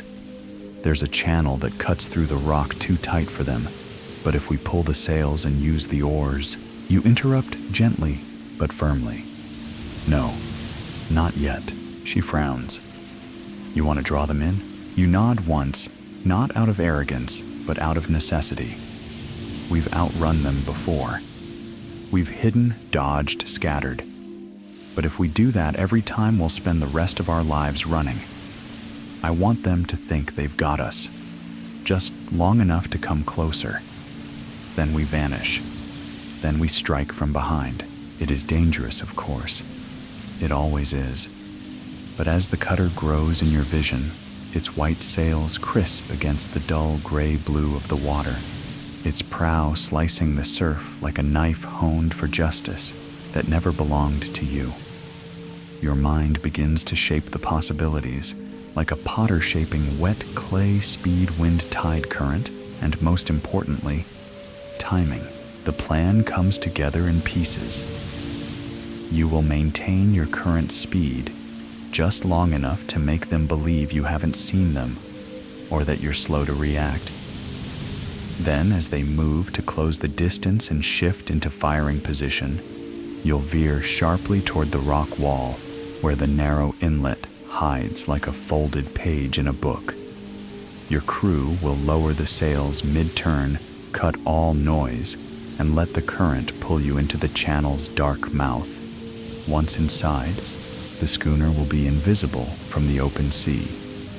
With one rower on either side guiding the turns, and the others preparing the swivel gun salvaged from the last brigantine, you'll loop through the channel's bend and emerge behind the cutter using the cliffs for cover.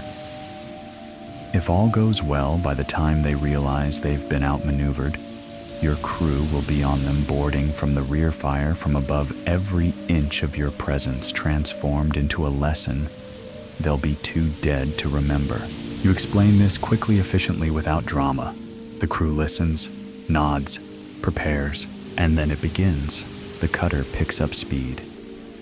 You mimic uncertainty, letting your schooner pitch slightly, adjusting the rudder in slow, deliberate arcs to appear as though you are correcting a misread wind. Their sails rise higher. Their cannon crews begin to organize. You can feel the sharp tingle of being watched, not by the sea this time, but by the kind of man who has never bled for his country, but expects others to die for his coin. Then you turn. The schooner responds with grace, its hull leaning into the current, its sails flapping once like startled wings, before being pulled in tight by Jourdain and Petit Feu, now working in seamless tandem. The prow noses into the shadowed cut between 2 looming cliffs, and instantly sound changes amplified. Distorted hushed your vessel, slipping into a corridor carved by centuries of wind and salt water. The light above flickering as branches arch overhead and birds scatter in alarm. Inside the channel, every second matters. The rowers brace and push the oars, barely clearing the walls of black stone as you twist and glide through turns so tight your hull scrapes against the edge more than once, sending up bursts of spray and the smell of splintered barnacle and moss. Celestine grips the tiller as you adjust the rudder. her knuckles white, her eyes wide with concentration. Then, the opening. The channel curves one last time and spills out into a small bay behind the cutter, which still lingers at the channel's mouth, sails full guns angled toward empty sea, unaware that its target has become its predator. Your crew wastes no time. The swivel gun fires once loud, hot, screaming iron, and the back deck of the cutter explodes into wood and flame. The boarding begins. It is fast, brutal, clean. When it is over, the cutter's deck is yours, and you burn its flag not in anger but as ritual. The sea watches, and this time it seems to nod. The flames consume the French cutter slowly, not in a swift rush of explosive destruction, but with a patient, methodical hunger that seems to savor every crackling breath of wood and every curl of sailcloth that turns to ash and ember. The fire licking up the mast like a dancer ascending a spiral stair, casting flickering shadows onto the seawater below, which reflects them back with a kind of eerie reverence, as though the sea itself, long burdened with the memory of chains and drowned names, has chosen at last to bear witness to something being undone rather than merely endured. The smoke rises in columns dark and rich with oil, and old resin drifting eastward on the wind and curling through the inlet behind you, staining the air with the unmistakable scent of something final, of something irrevocable. Your crew watches in silence, not out of horror nor awe, but from a solemn recognition that what has just occurred is not only a tactical victory, not merely the seizure of another vessel or the destruction of a threat, but something closer to a ritual, a marking of the moment in which the hunted refused to run. The moment in which those once considered ghosts of the cane fields stepped out into the sunlit eye of their enemy and proved themselves not specters of a dying world, but architects of a new one. The cutter, stripped of its command, its purpose, and its arrogance, now floats as a ruin, as proof, as warning. A beacon in reverse. You lower the sails slowly, allowing the schooner to drift away from the burning wreck, the current carrying you southward with a gentle insistence, as though the sea itself, having watched your decision to stay and fight, now offers a brief moment of ease, a kind of exhale in the face of your resolve. The crew moves about the deck with renewed focus, the kind not born from adrenaline, but from clarity. Their movements sharp, their voices low, their faces marked by soot and sweat, and a growing sense of inevitability. You steer toward a narrow reef line that cuts across the southern coast like a series of knife marks, its coral heads barely visible beneath the rolling surface, a path only the locals dare to use, treacherous and ever-changing, a perfect veil for those willing to risk their keel to remain unseen. Celestine charts the route by memory and by instinct, guiding you through spaces no wider than the schooner's shadow, her eyes scanning the shifting blues of the water for changes in depth, for ripples that might suggest hidden stone or shallow teeth eager to split the hull wide open. Jourdain, still nursing the deep bruise along his ribcage, checks the powder stores again, muttering to himself in a mix of Creole and French, cursing the humidity that clumps the gunpowder and blessing the scorched leather satchels salvaged from the brig, which keep the precious cargo dry. Celine, ever watchful, tends to the wounded 2 fighters from the boarding crew who caught splinters and one who inhaled too much smoke during the initial breach, her hands firm and precise as she stitches, pours, and binds with the calm of someone who has spent her life mending the damage of other people's violence. Petit Feu, soot-streaked and barefoot, clambers into the rigging again, not to scout for threats, but simply because the sky is his home and the mast his lookout post. From there, he watches the coastline, the sky, and the sea all at once, and hums to himself a lullaby. He claims his mother used to sing before the overseers caught her whispering old songs and forbade her tongue from ever again sounding like freedom. The sun reaches its zenith with the slow inevitability of something eternal, casting the world into stark relief. Every crack in the deck, every scar on skin, every wrinkle in canvas sharpened by the harsh clarity of daylight. And it is under this unforgiving brightness that you make your next decision, not out of strategy or necessity, but from a sense that the momentum must not falter, that the fire you have set in motion must be fed not merely with victory, but with intention. You gather the crew again, this time not to fight, but to speak. Standing on the quarterdeck with the broken chain serpent banner snapping above your head, you begin not with a speech, but with a question. Simple, direct, inescapable. What are we now? Not what do we do? Not where do we go? But what are we? Because in that question lies everything. Identity, purpose, the thread that will either bind your crew into a force capable of reshaping the coast or unravel them into scavengers and stories, half remembered by frightened merchants and drunken sailors in Le Cap taverns. For a long moment, there is only the sound of waves slapping gently against the hull and the creak of wood stretching under the heat. Then slowly, Celestine steps forward, not with a declaration, but with a quiet certainty that cuts through the silence like a keel through shallow water. We are what they never expected, she says. We are what they feared would happen if the cane ever grew teeth. Jourdain follows her voice, rough face hard. We are not pirates. We're not thieves. We don't take for greed. We take because the world owed it to us and never paid. Petit Feu jumps down from the rigging landing with a thud and a grin. We're ghosts, he adds, but not the kind that fade, the kind that haunt. One by one, others speak not with flowery speeches or rehearsed lines, but with raw truths. We are storm, says one. We are salt, says another. We are every drowned name they forgot to write down. You listen, and then you speak. We are the blood memory of everyone who never got off the ship, you say. We are the last breath of the ones who were thrown overboard in chains. We are the wake that follows every vessel bearing stolen names, and we are the hand that reaches from the wave, not to ask, but to take. There is no applause, only nods and silence, the kind of silence that marks agreement too deep for noise.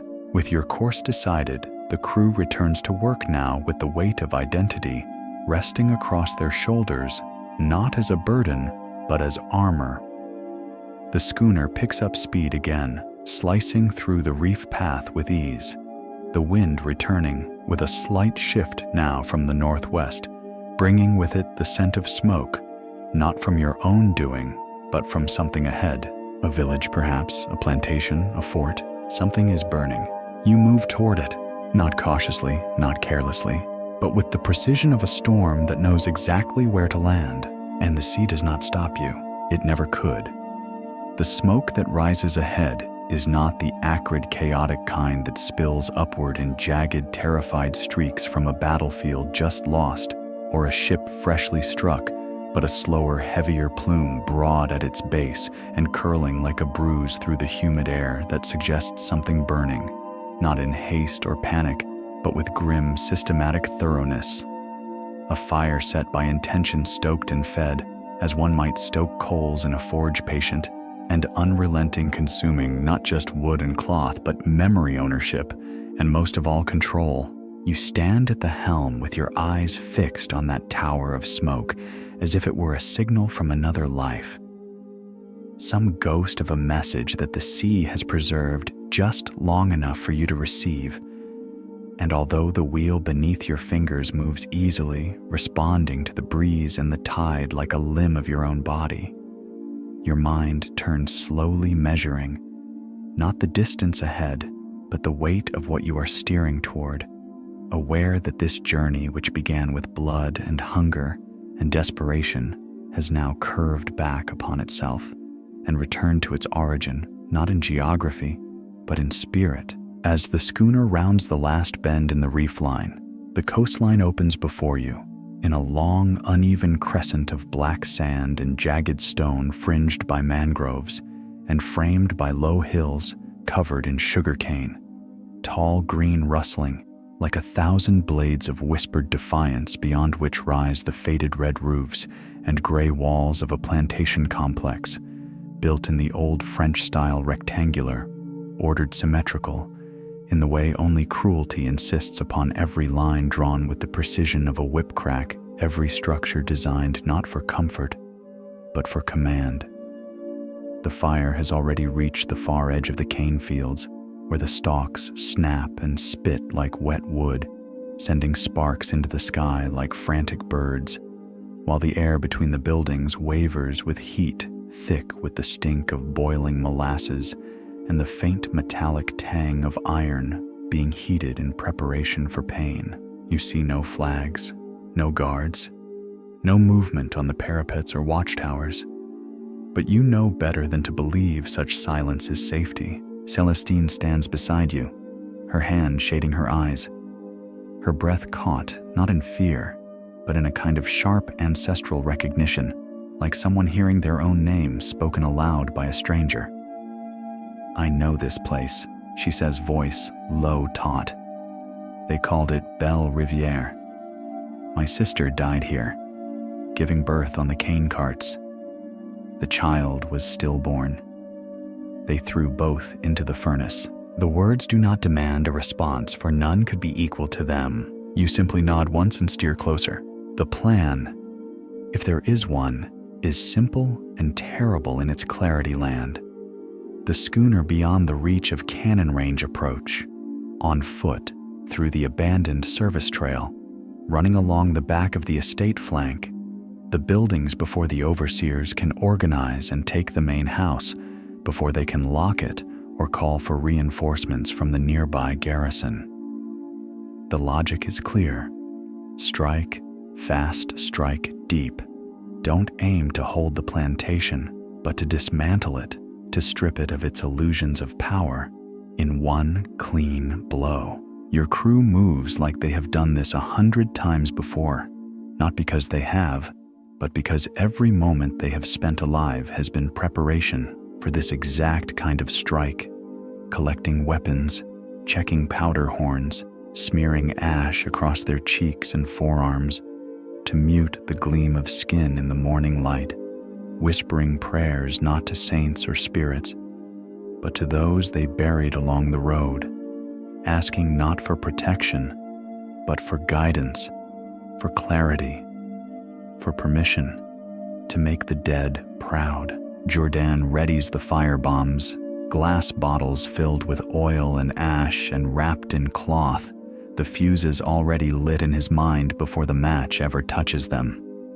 Celine carries her satchel of medicines, but in her hand she holds a hooked blade made from a sugar scythe, her face calm and unreadable. Petit feu, small enough to slip through doorways unnoticed, and fast enough to outrun even a mounted pursuer, volunteers to scout ahead, and though Celestine hesitates, she nods, pressing into his hand a scrap of cloth knotted 3 times a signal if things go wrong. As you step onto the sand, the schooner rocking gently behind you, her black flag trailing from the mast, like the last note of a song not yet finished, you feel the heat roll down from the hills like a wave. Not just the heat of the sun or the burning cane, but the heat of history, of repetition, of return. Every step you take is a step back through time, toward a place that once considered your existence nothing more than a ledger entry, and your death a rounding error. The trail winds through the cane field, narrow and damp, lined with puddles that smell of rot and runoff.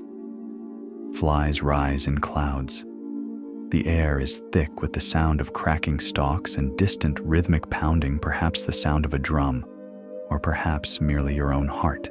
Then without warning, the main house comes into view. It is tall, 3 stories, its white paint peeling its windows, shuttered, its steps worn by years of boots marching up and down with entitlement. A bell hangs above the entryway, green with rust, once used to signal meals work punishment. It does not ring now. Smoke curls from a rear chimney. The field hands are nowhere to be seen. You know what that means. You split the group into 3. Celestine leads the right flank, circling the barracks and the storage sheds. Jourdain takes the left, approaching from the orchards.